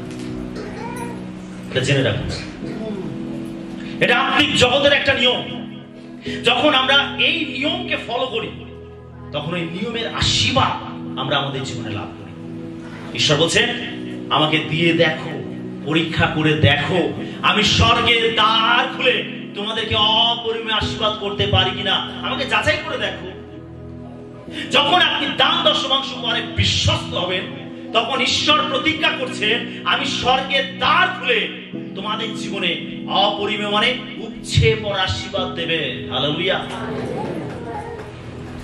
আমরা উপচে পড়া আশীর্বাদ চাই, কিন্তু আমরা দান দশমাংশ উপহার দিতে চাই না। যদি আপনি না দেন, স্বর্গের দ্বার খুলবে না। ঈশ্বর তিনি এখানে তাই বলছেন। Hallelujah, hallelujah. শুধু মণ্ডলীতে এসে প্রার্থনা করে থেমে থাকলে হবে না। আমাদের মণ্ডলীর সদস্য হিসাবে আমাদের দায়িত্ব রয়েছে। যদি সেই দায়িত্ব আমরা পালন না করি, কখনো মণ্ডলী বৃদ্ধি পাবে না। হালেলুয়া। 6 নম্বর, মণ্ডলীর সমাবেশে যোগদান করা। যদি আমরা মণ্ডলীকে বৃদ্ধি করতে চাই, তাহলে মণ্ডলীর সমাবেশে আমাদের যোগদান করতে হবে। এব্রিয় 10:25 পদ আমরা পাঠ করি। আপনারা সমাজে সভ্যস্ত হওয়া পরিত্যাগ না করি, যেমন কাহারও কাহারও অভ্যাস, বরং পরস্পরকে চেতনা দেই। আর তোমরা সেই দিন যত অধিক সন্নিকট হইতে দেখিতেছ, ততই যেন অধিক এই বিষয়ে তৎপর হই। তোমরা সমাজে সভাস্থ হওয়া পরিত্যাগ করিও না। এখানে সভাস্থ বলতে মান্ডলিক ভাবে মিলিত হওয়া, খ্রিস্টীয় সমাবেশে মিলিত হওয়া। একজন মেম্বার হিসাবে, একজন সদস্য হিসাবে, একজন বিশ্বাস হিসাবে আমাদের উচিত আমাদের সভাস্থ হওয়া, মণ্ডলীর মধ্যে মিলিত হওয়া। যখন মণ্ডলীর বিশেষ বিশেষ প্রোগ্রাম থাকে, বিশেষ প্রোগ্রাম আয়োজন করা হয়, কাদের জন্য করা হয়? মণ্ডলীর জন্য, বিশ্বাসীদের জন্য। যদি ক্যাম্প, একটা স্পিরিচুয়াল ফ্যামিলি ক্যাম্পের আয়োজন করা হয়েছে, কাদের জন্য করা হয়েছে? মণ্ডলী বিশ্বাসীদের জন্য। যদি একটা হোল নাইট প্রেয়ারের আয়োজন করা হয়েছে, কাদের জন্য করা হয়েছে? মণ্ডলী বিশ্বাসীদের জন্য। যদি একটা ফাস্টিং প্রেয়ার আয়োজন করা হয়েছে, কাদের জন্য? মণ্ডলী বিশ্বাসীদের জন্য। যাদের জন্য করা, তারা যদি বলে আমার এই কাজ আছে, ওই কাজ আছে, সেই কাজ আছে, যদি আমরা একটা অজুহাত দিতে আরম্ভ করি, যে বিশ্বাসী, মণ্ডলী কখনো বৃদ্ধি পাবে না। মণ্ডলী কখনো বৃদ্ধি পাবে না। সে লেখা রয়েছে, কারো কারো অভ্যাস, কারো কারো অভ্যাস এড়িয়ে যাও, কারো কারো অভ্যাস সভাস্থ না হওয়া, কারো কারো অভ্যাস, বাইবেল কি বলছে? যত প্রভুর দিন কাছে আসবে, তোমরা ততই সভাস্থ হও। প্রভুর দিন কাছে এসে গেছে, দ্বিতীয় আগমন কাছে এসে গেছে। আর সেই জন্য আমাদের ঘন ঘন আমাদের মিলিত হওয়া প্রয়োজন আছে, সভাস্থ হওয়া প্রয়োজন আছে। কি জানি, যখন সভাস্থ হলেন, প্রভু হয়তো তখন চলে আসলেন, আর পুরো মণ্ডলী র্যাপচার হয়ে গেল। আমেন। পুরো মণ্ডলী বিশ্বাসীরা র্যাপচার হয়ে গেল। যদি আপনি পড়ে যান, সেখানে একা থেকে যান, আর কিছু করা থাকবে না। হালেলুয়া। সেটা আমাদের মণ্ডলীর মধ্যে মিলিত হওয়া একান্ত প্রয়োজন, আমাদের সভাস্থ হওয়া একান্ত প্রয়োজন। বছরে একবার নয়, কিন্তু বারবার আমাদের সভাস্থ হওয়া প্রয়োজন আছে। আজকে যে আমরা মণ্ডলীতে সভাস্থ হয়েছি, আমাদের বারবার প্রয়োজন আছে এইভাবে সভাস্থ হওয়া, মণ্ডলীর মধ্যে আসা, মণ্ডলীর মধ্যে আসা। হ্যাঁ, আপনারা অনেক দূর দূর থেকে আসেন, অনেকে অনেক রাত্রেবেলা, অনেক ভোরবেলা বেরোন, অনেক দূর দূর থেকে আসেন। তাদেরকে দেখে আমার খুব ভালো লাগে, যে যারা এত দূর থেকে আসে। প্রিয় বিশ্বাসী, ঈশ্বর চান এই আকাঙ্ক্ষা যেন আমাদের প্রত্যেকের মধ্যে থাকে। আমেন। ও অনেক দূর, আরে অনেক ভোরে উঠতে হবে, যাবো না। আরে অনেক ঠান্ডা পড়েছে, যাবো না। আরে অনেক গরম পড়েছে, যাবো না। বাইবেল কি বলছে? আমরা যেন সভাস্থ হওয়া ত্যাগ না করি। আমেন। মণ্ডলীর প্রত্যেকটা সভাতে আমি থাকবো, মণ্ডলীর প্রত্যেকটা প্রোগ্রামে আমি থাকবো, মণ্ডলীর প্রত্যেকটা বিশেষ যখন সভা থাকবে, আমি সেখানে অবশ্যই উপস্থিত হব। এটা একজন সদস্য হিসাবে আমার দায়িত্ব। যখন সবাই এভাবে একত্রিত হবে, তখনই মণ্ডলী বৃদ্ধি লাভ করবে। আমেন। হালেলুয়া। 7 নম্বর বিষয়, গৃহমণ্ডলীতে জোর দেওয়া। পেরিত তার 2:46 পদ আমরা পাঠ করি। পেরিত 2:46, পেরিত 5:42। আর তাহারা প্রতিদিন এক চিত্তে ধর্মধামে নিবিষ্ট থাকিয়া এবং বাটিতে রুটি ভাঙিয়া উল্লাসে ও হৃদয়ের সরলতায় খাদ্য গ্রহণ করিত। 5:42। আর তাহারা প্রতিদিন ধর্মধামে ও বাটিতে উপদেশ দিতেন এবং যিশুই যে খ্রিস্ট এই সুসমাচার প্রচার করিতেন, ক্ষান্ত হইতেন না। লেখা রয়েছে পাটিতে, তারা পাটিতে মিলিত হতেন, তারা বাড়িতে মিলিত হতেন, অর্থাৎ তারা গৃহ মণ্ডলীতে একত্রিত হতেন। প্রেরিতরা গৃহ মণ্ডলীতে একত্রিত হতেন, তারা গৃহ মণ্ডলীতে জোর দিতেন। যদি আমরা মণ্ডলীকে বৃদ্ধি করতে চাই তাহলে আমাদের গৃহ মণ্ডলীতেও জোর দিতে হবে। কতজন আছেন যারা গৃহ মণ্ডলী করেন? ঘরেতে কারো কোন বিশ্বাসীর পরিবারে বসে তারা প্রার্থনা করে, একত্রিত হন? কতজন? হালেলুয়া। যদি আমরা মণ্ডলীকে বৃদ্ধি করতে চাই তাহলে আমাদের গৃহ মণ্ডলীতে জোর দিতে হবে। আমরা রবিবার প্রভুর গৃহেতে আসছি, বা মাসে দুবার আমরা প্রভুর গৃহেতে আসছি। অনেকে যারা অনেক দূরে দূরে থাকেন তারা প্রত্যেক রবিবারে সে মিলিত হতে পারেন না, অনেক অনেক দূরে দূরে থাকেন। সেই জন্য যখন আপনারা শুধু রবিবার নয় কিন্তু সপ্তাহের মাঝখানেও আমরা অন্য দিনেও আমরা যেখানে হয়তো কিছু বিশ্বাসী রয়েছি, আমরা কোনো বাড়িতে এক জায়গায় বসে ঈশ্বরের আরাধনা করতে পারি, ঈশ্বরের বাক্য আমরা পাঠ করতে পারি, আলোচনা করতে পারি। গৃহমণ্ডলীতে আমাদের জোর দিতে হবে। কেন গৃহমণ্ডলীতে জোর দিই আমরা? হ্যাঁ, আমরা বুধবার করে অনলাইনে করি। হালেলুয়া। আমাদের গৃহ মণ্ডলীতে জোর দিতে হবে। যদি আমরা মণ্ডলীকে বৃদ্ধি করতে চাই আমাদের গৃহ মণ্ডলীতে জোর দিতে হবে। জানবেন যে গৃহ মণ্ডলীগুলো আপনারা করছেন সেই মণ্ডলীগুলোকে মেন মণ্ডলীর সঙ্গে কানেক্ট করতে হবে। শুনছি সকলে? আপনি গৃহমণ্ডলী করছেন, ঠিক আছে, কিন্তু আপনার উদ্দেশ্য কি? আপনার মোটিভ কি? আপনাকে সেটাকে পূর্ণতা দিতে হবে। একটা মণ্ডলী বৃদ্ধি করতে গেলে যেমন বড় সহভাগিতার প্রয়োজন আছে, তেমন ছোট ছোট সহভাগিতারও প্রয়োজন আছে। একটা দেহ চলতে গেলে দেহের মধ্যে অনেক ছোট ছোট কোষ আছে। সেই কোষগুলো তারা সঠিকভাবে কাজ করে এবং তাদের উদ্দেশ্য দেহকে ঠিকভাবে পরিচালনা করা, দেহকে সুস্থ রাখা। সেটা ছোট ছোট কোষগুলোকে ঠিকভাবে কাজ করতে হবে, তবেই একটা দেহ ঠিকভাবে চলবে। সেই জন্য যেখানে যেখানে গৃহমণ্ডলীগুলো হচ্ছে সেই গৃহমণ্ডলীগুলোকে মেন মণ্ডলীর সঙ্গে কানেক্ট করতে হবে, তবেই কিন্তু মণ্ডলী বৃদ্ধি পাবে। যদি আমরা ভাবি যে আমি গৃহমণ্ডলী করছি আর এই মণ্ডলীটাকে আমি আমার মতো করে চালাবো, আরে আমি আমার মতো করে পরিচালনা করব, আরে ওখানে যাওয়ার দরকার নেই, মেন মণ্ডলীতে যাওয়ার দরকার নেই, তাহলে আপনি জানবেন আপনি বিবলিক্যাল ওয়েতে চলছেন না। শিষ্যরা তারা গৃহমণ্ডলী করত, কিন্তু তারা আবার পরস্পর এক জায়গায় মিলিত হতো। সেই জন্য যারা গৃহমণ্ডলী করছেন আমি তাদের উদ্দেশ্যে বলতে চাই যে আপনি গৃহমণ্ডলীকে জোর দিন, কিন্তু সেই গৃহমণ্ডলীগুলোকে মেন মণ্ডলীর সঙ্গে কানেক্ট করুন। যারা সেখানে মিলিত হচ্ছে, নতুন নতুন আত্মা আসছে, তাদেরকে মেন মণ্ডলীতে নিয়ে আসুন। আমেন।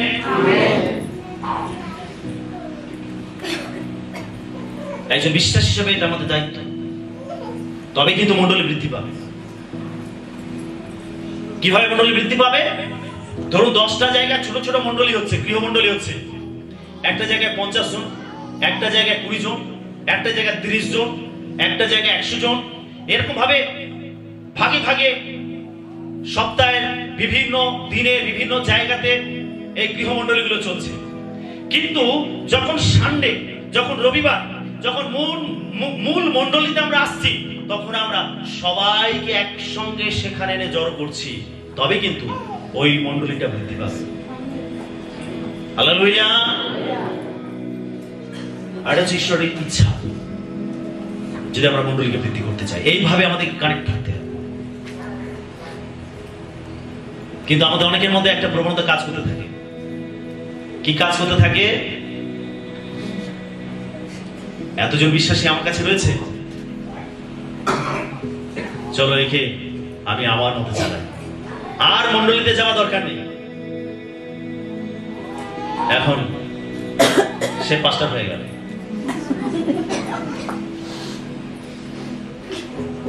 এখন সে পাস্টার হয়ে গেল।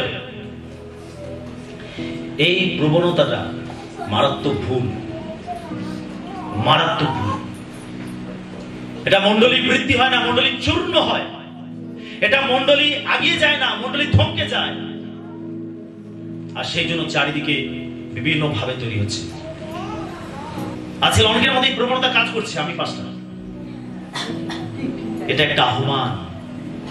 পালকত্ব এটা হলো একটা আহ্বান। আমরা ঈশ্বরের আহ্বানকে বুঝি না, ঈশ্বরের কলিংকে বুঝি না। আর সেই জন্যই তারা আত্মাগুলোকে রক্ষা করার পরিবর্তে আত্মাগুলোকে ধ্বংসের দিকে নিয়ে যায়। তারা নিজেরা ভ্রান্ত হয় এবং অন্যকেও ভ্রান্ত করে। পালকত্ব হলো আহ্বান, ঈশ্বরের সেবা হলো আহ্বান। এই আহ্বানে যখন আমরা চলি, এই আহ্বানকে আমরা যখন বুঝতে পারি, তখনই তার মধ্য থেকে ঈশ্বরের গৌরব হয়, ঈশ্বরের রাজ্য বৃদ্ধি লাভ করে। যখন আমরা সেই আহ্বানকে বুঝতে পারি না, যখন আমরা নিজেদের ইচ্ছাকে বাস্তবায়িত করতে চাই, তখন আমরা ভুল ট্র্যাকেতে পা রাখি, ভুল ওয়েতে আমরা যাই। আর ওটাই আমাদের জীবনে আত্মিক পতন ডেকে নিয়ে আসে। সেটা আপনার আহ্বান কি, সেটা আপনি বুঝুন। যদি প্রভুর আহ্বান আপনার জীবনে থাকে, আপনাকে নিজে থেকে বলতে হবে না আমি পাস্টার হতে চাই। যদি আপনার জীবনে আহ্বান থাকে, ঈশ্বর আপনাকে সেই জায়গাতে তুলবে। আমেন। আমাদের জীবনে আহ্বান, আমাদের আহ্বানে চলতে হবে। 8 নম্বর, সুসমাচার প্রচার এবং সাক্ষ্য দেওয়া। যদি আমরা মণ্ডলীকে বৃদ্ধি করতে চাই, তাহলে আমাদের সুসমাচার প্রচার করতে হবে এবং সাক্ষ্য দিতে হবে। আমি একটি জায়গা পাঠ করবো, সেটা হচ্ছে মার্ক তার 16 অধ্যায় 15 পদ।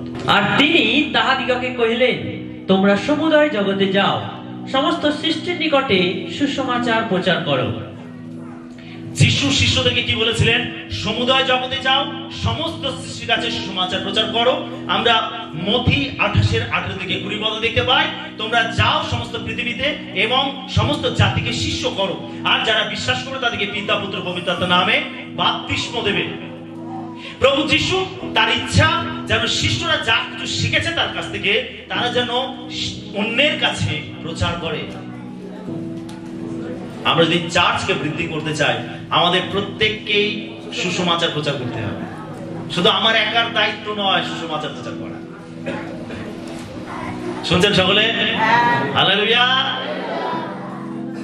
শুধু এটা পাস্টরের কাজ না, আমাদের প্রত্যেকের কাজ, প্রত্যেকের দায়িত্ব সুসমাচার প্রচার করা। সমস্ত সৃষ্টির কাছে সুসমাচার প্রচার করা। যখন মণ্ডলী এই দায়িত্ব পালন করবে, মণ্ডলীর বিশ্বাসীরা এই দায়িত্ব পালন করবে, তখনই মণ্ডলী বৃদ্ধি পাবে। আপনি টার্গেট নিন, বছরে অন্তত 5টা আত্মাকে আপনি যিশু নামে জয় করবেন। এই 2025-এ আপনি টার্গেট নিন, আপনি লক্ষ্য স্থির করুন যে অন্তত 5টা আত্মাকে আমি ফেরাবো প্রভুর কাছে। ঠিক কতজন করতে চায়? কতজন? একটা ক্যালকুলেট করি, আমরা হাত নামে একটা ক্যালকুলেট করি। এখানে আমি ধরে নিলাম আমি 100 জন রয়েছি। ধরে নিলাম আমি 100 জন রয়েছি। 100 ইন্টু কত বসবে? কত হচ্ছে?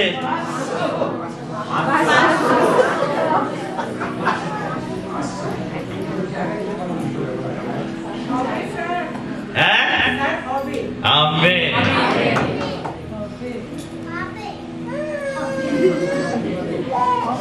তাহলে 2026-এ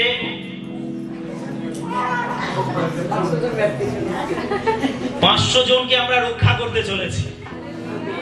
হালেলুয়া, হালেলুয়া। আমরা ঈশ্বরের রাজ্যকে বৃদ্ধি করতে পারি, সেটা আমাদের টার্গেট নিতে হবে যে আমি বছরে অন্তত 5টা আত্মাকে প্রভুর কাছে নিয়ে আসবো। যদি আপনি 5টা আত্মাকে ফেরাতে চান, তাহলে আপনাকে সুসমাচার প্রচার করতে হবে। আপনাকে সুসমাচার দিতে হবে লোকেদেরকে। যিশু সম্বন্ধে লোকেদেরকে জানাতে হবে। সে গ্রহণ করুক আর না করুক, আপনার কাজ আপনি করুন। কি জানি আপনার একটা প্রচারে, আপনার একটা সাক্ষাতে সেই আত্মা রক্ষা পেতে পারে, উদ্ধার পেতে পারে। আরে আপনি তো কারোর কাছ থেকে শুনে এসেছেন প্রভুর কাছে, আপনি কারোর কাছ থেকে জেনে এসেছেন প্রভুর কাছে। আপনি তো আর একা থেকে আসেননি, কেউ না কেউ আপনাকে তো জানিয়েছে। আপনার বন্ধু, আপনার আত্মীয় স্বজন, আপনার ভাই বোন কেউ হতে পারে, আপনাকে জানিয়েছে যিশু কথা, আপনি বিপদের সমস্যায় পড়েছেন, আপনাকে যিশু কথা বলেছে, আর আপনি তার কথা শুনে আপনি যিশুর কাছে এসেছেন, তখন প্রভু আপনার জীবনে অলৌকিক কাজ করেছেন, তখন আপনি প্রভুকে আপনার জীবনে ত্রাণকর্তা বলে গ্রহণ করেছেন, আপনি রক্ষা পেয়েছেন। হালেলুয়া। এখন আপনার দায়িত্ব, আপনি অন্যকে বলুন। যখন শুনে রাখুন, কখন আপনি সুসমাচার দেবেন? যখন কেউ আপনার কাছে দুঃখের কথা বলবে, যখন আপনার কাছে কেউ কষ্টের কথা বলবে, সেটাই আপনার কাছে সুযোগ। লোকের সঙ্গে যখন আপনি রাস্তাঘাটে যাচ্ছেন, তো কথা বলুন, লোকেদের সঙ্গে কথা বলুন, সুযোগ নেই, সুযোগ খুঁজুন, আলাপ আলোচনা করুন, সুসমাচার দেওয়ার জন্য আপনি প্রসঙ্গ তুলুন। আপনার নাম কি, আপনি কোথা থেকে আসছেন, কথা বলুন তাদের সঙ্গে। আপনার শরীর ঠিক আছে, কথা বলুন। আপনার লক্ষ্য অন্য জায়গায়, তাকে সুসমাচার শোনা। আমেন। যেই বলবে যে না, ও জানো আমার এই শরীরে এই কষ্ট রয়েছে, ঠিক আছে আমি আপনার জন্য প্রার্থনা করতে পারি, সে হাঁ করে তাকে ধরে করুন। আপনার কাছে সুযোগ, প্রভু তুমি একে সুস্থ করো, এই রোগ বেড়ে যায় দেহ থেকে যিশু নামে। আপনি প্রার্থনা করে ছেড়ে দিলেন, সেই লোকটা এখন চিন্তা করতে থাকে কি হলো আমার সাথে। বাড়িতে গেল হয়তো তার হাতে যন্ত্রণা বা শরীরে কোনো সমস্যা, বাড়িতে গেল, ঘুমিয়ে পড়লো, খাওয়া দাওয়া করে সকালে উঠে দেখলো আরে তার ব্যথাটা নেই, তার ব্যথা নেই, আরে ঠিক হয়ে গেছে। এই আপনার কথা মনে পড়লো। শুনে রাখুন, যদি আপনি কাউকে সুসমাচার দিচ্ছেন, তার কন্ট্যাক্ট নাম্বারটাও নিয়ে রাখবেন, আপনার কন্ট্যাক্ট নাম্বারটাও তাকে দেবেন। সে ঘুম থেকে উঠে দেখলো আরে তার সমস্যা চলে গেছে, এখন সে আপনাকে খুঁজতে থাকবে। যদি আপনার কন্ট্যাক্ট নাম্বার না থাকে, তাহলে সে মাথা চুল ছিঁড়বে। আপনার কাছে ফোন এসেছে, আপনি ফোন নাম্বার দিয়েছেন, আপনার কাছে ফোন এসেছে, আরে ও দাদা, ও দিদি, আরে জানো আমার এই পেটের ব্যথাটা না ভালো হয়ে গেছে, আরে তুমি কি করলে আমি বুঝতে পারলাম না।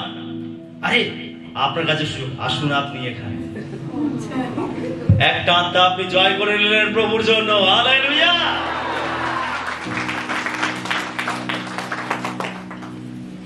আপনার লক্ষ্য আত্মাকে জয় করা, নরক থেকে ফেরানো, অনন্ত জীবনে নিয়ে যাওয়া, এটা আপনার লক্ষ্য, আপনার উদ্দেশ্য।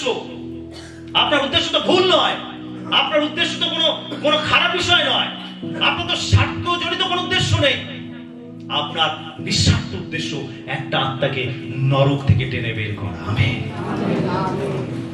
যখন আপনি এই উদ্দেশ্যে যাবেন, প্রভু আপনার সঙ্গে থাকবে। আপনি যখন কথা বলবেন, ঈশ্বর তার হৃদয়কে খুলবেন, আপনার কথা সে শুনবে মন দিয়ে। যখন আপনি কাউকে সুসমাচার দিচ্ছেন, আগে তার কথা শুনবেন, দুম করে তার সাথে, জানো যিশু তোমার জন্য ক্রুশে মরেছে, জানো জানো যিশু তোমাকে জীবন দিতে পারে। হ্যাঁ, আপনি যদি প্রথমে বলতে সে ভয় পেয়ে পালিয়ে যাবেন। আপনি আগে তার কথা শুনুন। যখন আপনি অন্যের কথা শুনবেন, তারপরে আপনি যখন বলবেন, সেও আপনার কথা মনোযোগ সহকারে শুনবে। এটা আমাদের সাইকোলজিক্যাল একটা বিষয়। সেই আগে তার কথা শুনুন, মন দিয়ে শুনুন, গুরুত্ব দিন তার কথাকে, সেও আপনার কথাকে গুরুত্ব দেবে। সেটা আপনি সুযোগ খুঁজুন, প্রচার করুন, সাক্ষ্য দিন। Hallelujah, hallelujah. তো আমরা 2026-এ প্রত্যেকে 5টা আত্মাকে প্রভুর বেদির সামনে দান করাচ্ছি। প্রভু, এই বছরে এই 5 জনকে আমি জয় করেছি। প্রভু এখানে আপনাকে আশীর্বাদ করবেন, যখন স্বর্গে যাবেন তিনি আপনাকে আত্মা জয়ের মুকুট পরাবেন। প্রভু যেন জোরে করতালি দেয়। Hallelujah, hallelujah. 9 নম্বর বিষয়, মণ্ডলীর বিশ্বাসীদের মধ্যে প্রেম রাখা। আমরা যোহন 15:12 পদ পাঠ করব। আমার আজ্ঞা এই, তোমরা পরস্পর প্রেম করো, যেমন আমি তোমাদিগকে প্রেম করিয়াছি। মণ্ডলী বিশ্বাসীদের মধ্যে প্রেম রাখা। প্রিয় বিশ্বাসী, এই জায়গাটা কিন্তু অনেক বড় একটা শক্ত জায়গা। বিশ্বাসীদের মধ্যে প্রেম রাখা। যিশু কি বলছেন? তোমরা নিজেদের মধ্যে প্রেম রাখো। কি বলছে পড়ি আরেকবার। আমার আজ্ঞা এই, তোমরা পরস্পর প্রেম করো, যেমন আমি তোমাদিগকে প্রেম করিয়াছি। যিশু কি বলছেন? আমার আজ্ঞা এই, তোমরা পরস্পরের মধ্যে প্রেম রাখো, যেমন আমি তোমাদেরকে প্রেম করেছি। বিশ্বাসীদের মধ্যে একটা বড় সমস্যা, যে বিশ্বাসীর সঙ্গে ভালো সম্পর্কে নেই।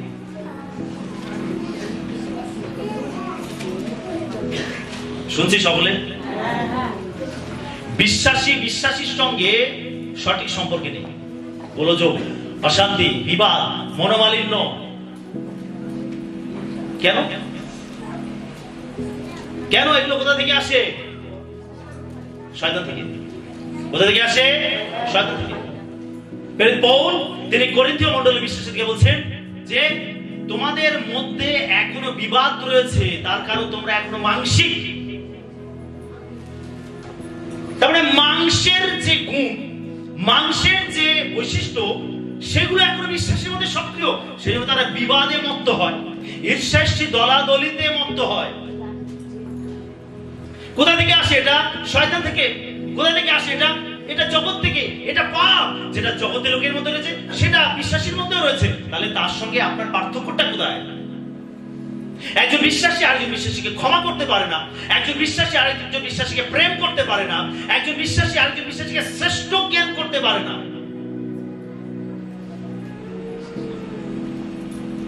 পাশেরকে বলুন, আমার থেকে তুমি শ্রেষ্ঠ। বলুন, ডায়ে বায়ে সামনে পিছনে বলুন, আমার থেকে তুমি শ্রেষ্ঠ।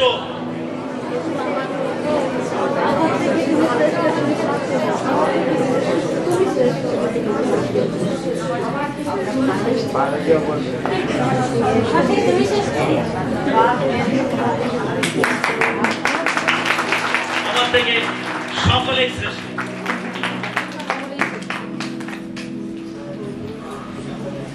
আমাদের মধ্যে এটা একটা বড় সমস্যা যে আমরা পরস্পরের সঙ্গে আমরা সেই ঐশ্বরিক প্রেমেতে নেই।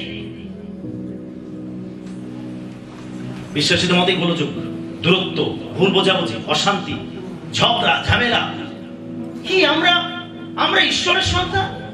আমরা কি যিশুকে বিশ্বাস করেছি? আমরা কি যিশুকে গ্রহণ করেছি? আমরা কি একই ঈশ্বরের সেবা করছি? আমরা কি একই দেশের লোক? আমরা কি একই রাজ্যের প্রজা? আমরা কি একই প্রভুর সন্তান? কি মনে হয় আমাদের? কেন বিশ্বাসীদের মধ্যে এগুলো থাকবে? কেন? কেন আমি আরেকজনকে শ্রেষ্ঠ জ্ঞান করি? লোক দেখানো ধর্মকর্ম একদমই যেন আমরা না করি।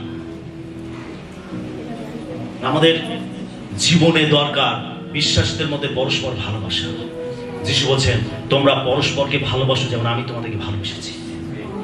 আমেন। মথি তার 5:23-24 পদ আমরা পাঠ করি। অতএব তুমি যখন যোগ্য ব্যক্তির নিকটে আপন নৈবেদ্য উৎসর্গ করিতেছ, তখন সেই স্থানে যদি মনে পড়ে যে তোমার বিরুদ্ধে তোমার ভ্রাতার কোনো কথা আছে, তবে সেই স্থানে বেদীর সম্মুখে তোমার নৈবেদ্য রাখো আর চলিয়া যাও। প্রথমে তোমার ভ্রাতার সহিত সম্মিলিত হও, পরে আসিয়া তোমার নৈবেদ্য উৎসর্গ করিও। কি আমরা এই পদটা পালন করি? প্রশ্ন করুন নিজেকে। যিশুকে বিশ্বাস করি, যিশুকে ভালোবাসি, তার বাক্য কি পালন করি? কি বলছেন যিশু এখানে? যিশু শিক্ষা দিচ্ছেন। কি শিক্ষা দিচ্ছেন? তুমি যখন ঈশ্বরের বেদির সামনে দাঁড়াচ্ছ, প্রার্থনা করতে দাঁড়াচ্ছ, আরাধনা করতে দাঁড়াচ্ছ, ঈশ্বর উপাসনা করতে উপস্থিত হয়েছ, তুমি তোমার নৈবেদ্য তুলে ধরছো ঈশ্বরের কাছে, আর তোমার মনে পড়ছে, আরে আমার ওই ভাইটা, আমার ওই বোনটা, আরে আমার ওই প্রিয়জনটা, আরে ওর সঙ্গে আমার দলাদলি রয়েছে। যিশু বলছে, তোমার যদি স্থানে মনে পড়ে, তুমি তোমার নৈবেদ্য রাখো, তোমার উপহার রাখো, তোমার প্রার্থনা রাখো, তোমার আরাধনা রাখো, আগে যাও গিয়ে তার সঙ্গে মিলিত। কি বাদ অনুবাদ রয়েছে, কি কথাবার্তা রয়েছে, কি সমস্যা রয়েছে, আগে মিউচুয়াল করো, একে অন্যকে ক্ষমা করো, তার সঙ্গে আগে মিলিত হও, সম্পর্ক আগে ঠিক করো, তারপরে সে তোমার প্রার্থনা তুলে ধরবে, তারপরে সে তোমার নৈবেদ্য তুলে ধরবে, তবেই সেটা গ্রাহ্য হবে। আজ আমরা বিশ্বাসীরা কি করি? প্রভুর বাক্যকে পালন করি? করছি আমরা ঈশ্বরের বাক্যকে পালন? আজকে চিন্তা করি, প্রশ্ন করি নিজেদেরকে, কেন একে অন্যের বিরুদ্ধে অভিযোগ? কেন একে অন্যের উপরে দোষারোপ? কেন একে অন্যকে ক্ষমা করতে পারছি না? কেন? প্রভুর বাক্য কোথায় আমাদের জীবনে? কোথায়? আমরা ঈশ্বরের বাক্য দিয়ে চলছি? আমাকে সত্যি প্রভুর অনুসারী? আগে আমাদের মিলিত হতে হবে। যার সঙ্গে দলাদলি রয়েছে আগে মিলিত হতে হবে। যে ভাইয়ের সঙ্গে দলাদলি রয়েছে তার সঙ্গে আগে মিলিত হবে। যে বোনের সঙ্গে দলাদলি রয়েছে আগে তার সঙ্গে মিলিত হতে হবে। তারপরে সে আমাদের নৈবেদ্য তুলে ধরতে হবে প্রভুর কাছে। কিন্তু আমরা ওটাকে মেনটেন করি, আমরা দূরত্বকে মেনটেন করি, আমাদের ঝগড়াকে মেনটেন করি, আমাদের মনোমালিন্যকে মেনটেন করি। থাক, ওটা যেমন আছে অমনি থাক, আমি ওর মুখ দেখবো না, আমি ওর ছায়া টেঙাবো না। আর সে প্রভুর কাছে প্রভু যেন পুরো বিশ্বকে জয় করে নেবে, এক্ষুনি বোধহয় প্রভুর জন্য জীবন দিয়ে দেবে। কিচ্ছু না।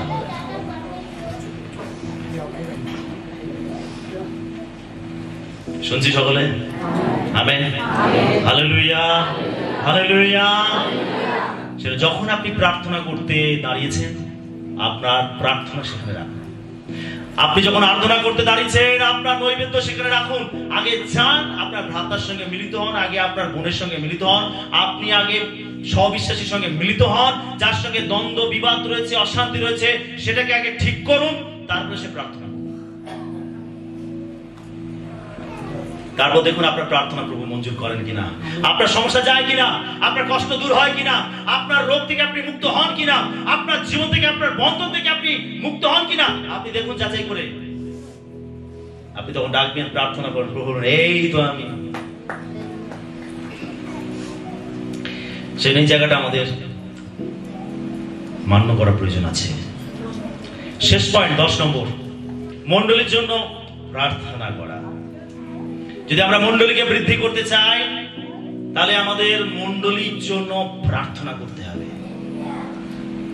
কতজন মণ্ডলীর জন্য প্রার্থনা করি? অনেস্ট হবে। মণ্ডলীর জন্য প্রার্থনা করা আমাদের একান্ত প্রয়োজন আছে। আমরা গালাতীয় তার 4:19 পদ দেখি প্রেরিত পৌল কিভাবে প্রার্থনা করতেন। যিনি সব থেকে বেশি মণ্ডলী প্রতিষ্ঠিত করেছিলেন, সব থেকে বেশি দেশে তিনি সুসমাচার প্রচার করেছিলেন। আমরা প্রেরিত পৌলকে দেখি তিনি কিভাবে প্রার্থনা করতেন। পড়ি আমরা, তোমরা তো আমার বৎস, আমি পুনরায় তোমাদিগকে লইয়া প্রসব যন্ত্রণা ভোগ করিতেছি, যাবৎ না তোমাদিগতে খ্রিস্ট মূর্তিমান হন। তিনি বলছেন আমি প্রসব যন্ত্রণা সহকারে প্রার্থনা করছি তোমাদের জন্য। তিনি বিশ্বাসীদের জন্য তিনি বলছেন আমি প্রসব যন্ত্রণা সহকারে প্রার্থনা করছি। পৌলের প্রার্থনা কেমন ছিল?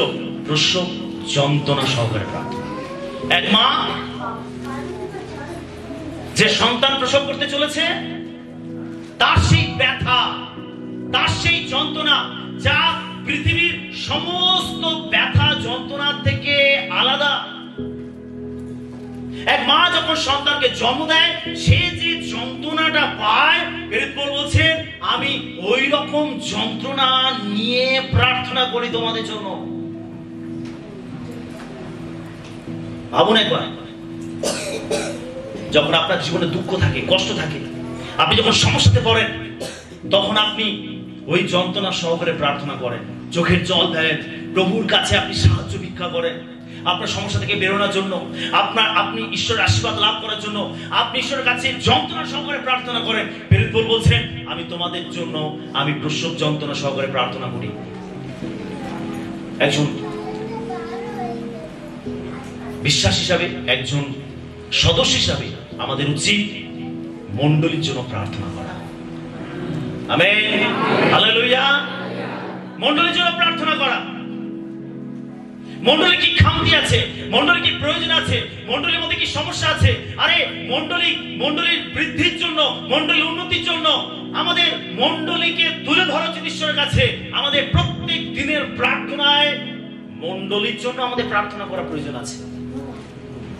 যদি আমরা সবাই মণ্ডলীর জন্য প্রার্থনা করি, প্রিয় বিশ্বাসী, আমাদের মণ্ডলী বৃদ্ধি পাবে। আমেন। আমাদের সুরক্ষার প্রয়োজন আছে। বিভিন্ন জায়গায় বিভিন্ন মণ্ডলী চলে, বিভিন্ন পরজাতি এরিয়াতে মণ্ডলী চলে, বিভিন্ন জায়গাতে আমরা সুসমাচার প্রচার করতে যাই, বিভিন্ন ধরনের অ্যাটাক আসতে পারে, বিভিন্ন আক্রমণ আসতে পারে, বিভিন্ন শত্রুর মুখোমুখি আমরা হই, বিভিন্ন পরজাতি লোকেদের কাছে আমরা যাই। আমাদের জীবনে অনেক সুরক্ষার প্রয়োজন আছে। আমরা যখন প্রার্থনা করি তখন আমরা ঈশ্বরের সুরক্ষা আমাদের জীবনে নিয়ে আসি। আমরা যখন প্রার্থনা করি তখন আমরা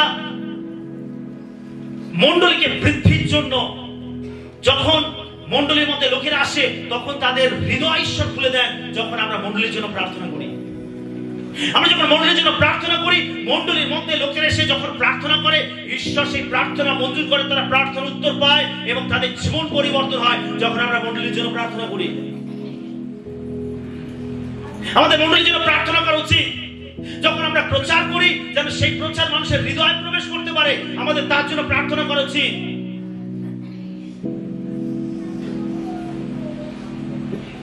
আর প্রত্যেক বিশ্বাসী দায়িত্ব যাতে আমরা মণ্ডলীর জন্য প্রার্থনা করি। আপনার প্রত্যেক দিনের প্রার্থনায় মণ্ডলীর জন্য প্রার্থনা করি, মণ্ডলীকে তুলে ধরুন ঈশ্বরের কাছে। আপনি আপনার পরিবারের জন্য প্রার্থনা করেন, মণ্ডলী তো আপনার পরিবার। আপনি সেই পরিবারটাকে অবহেলা করতে পারেন না।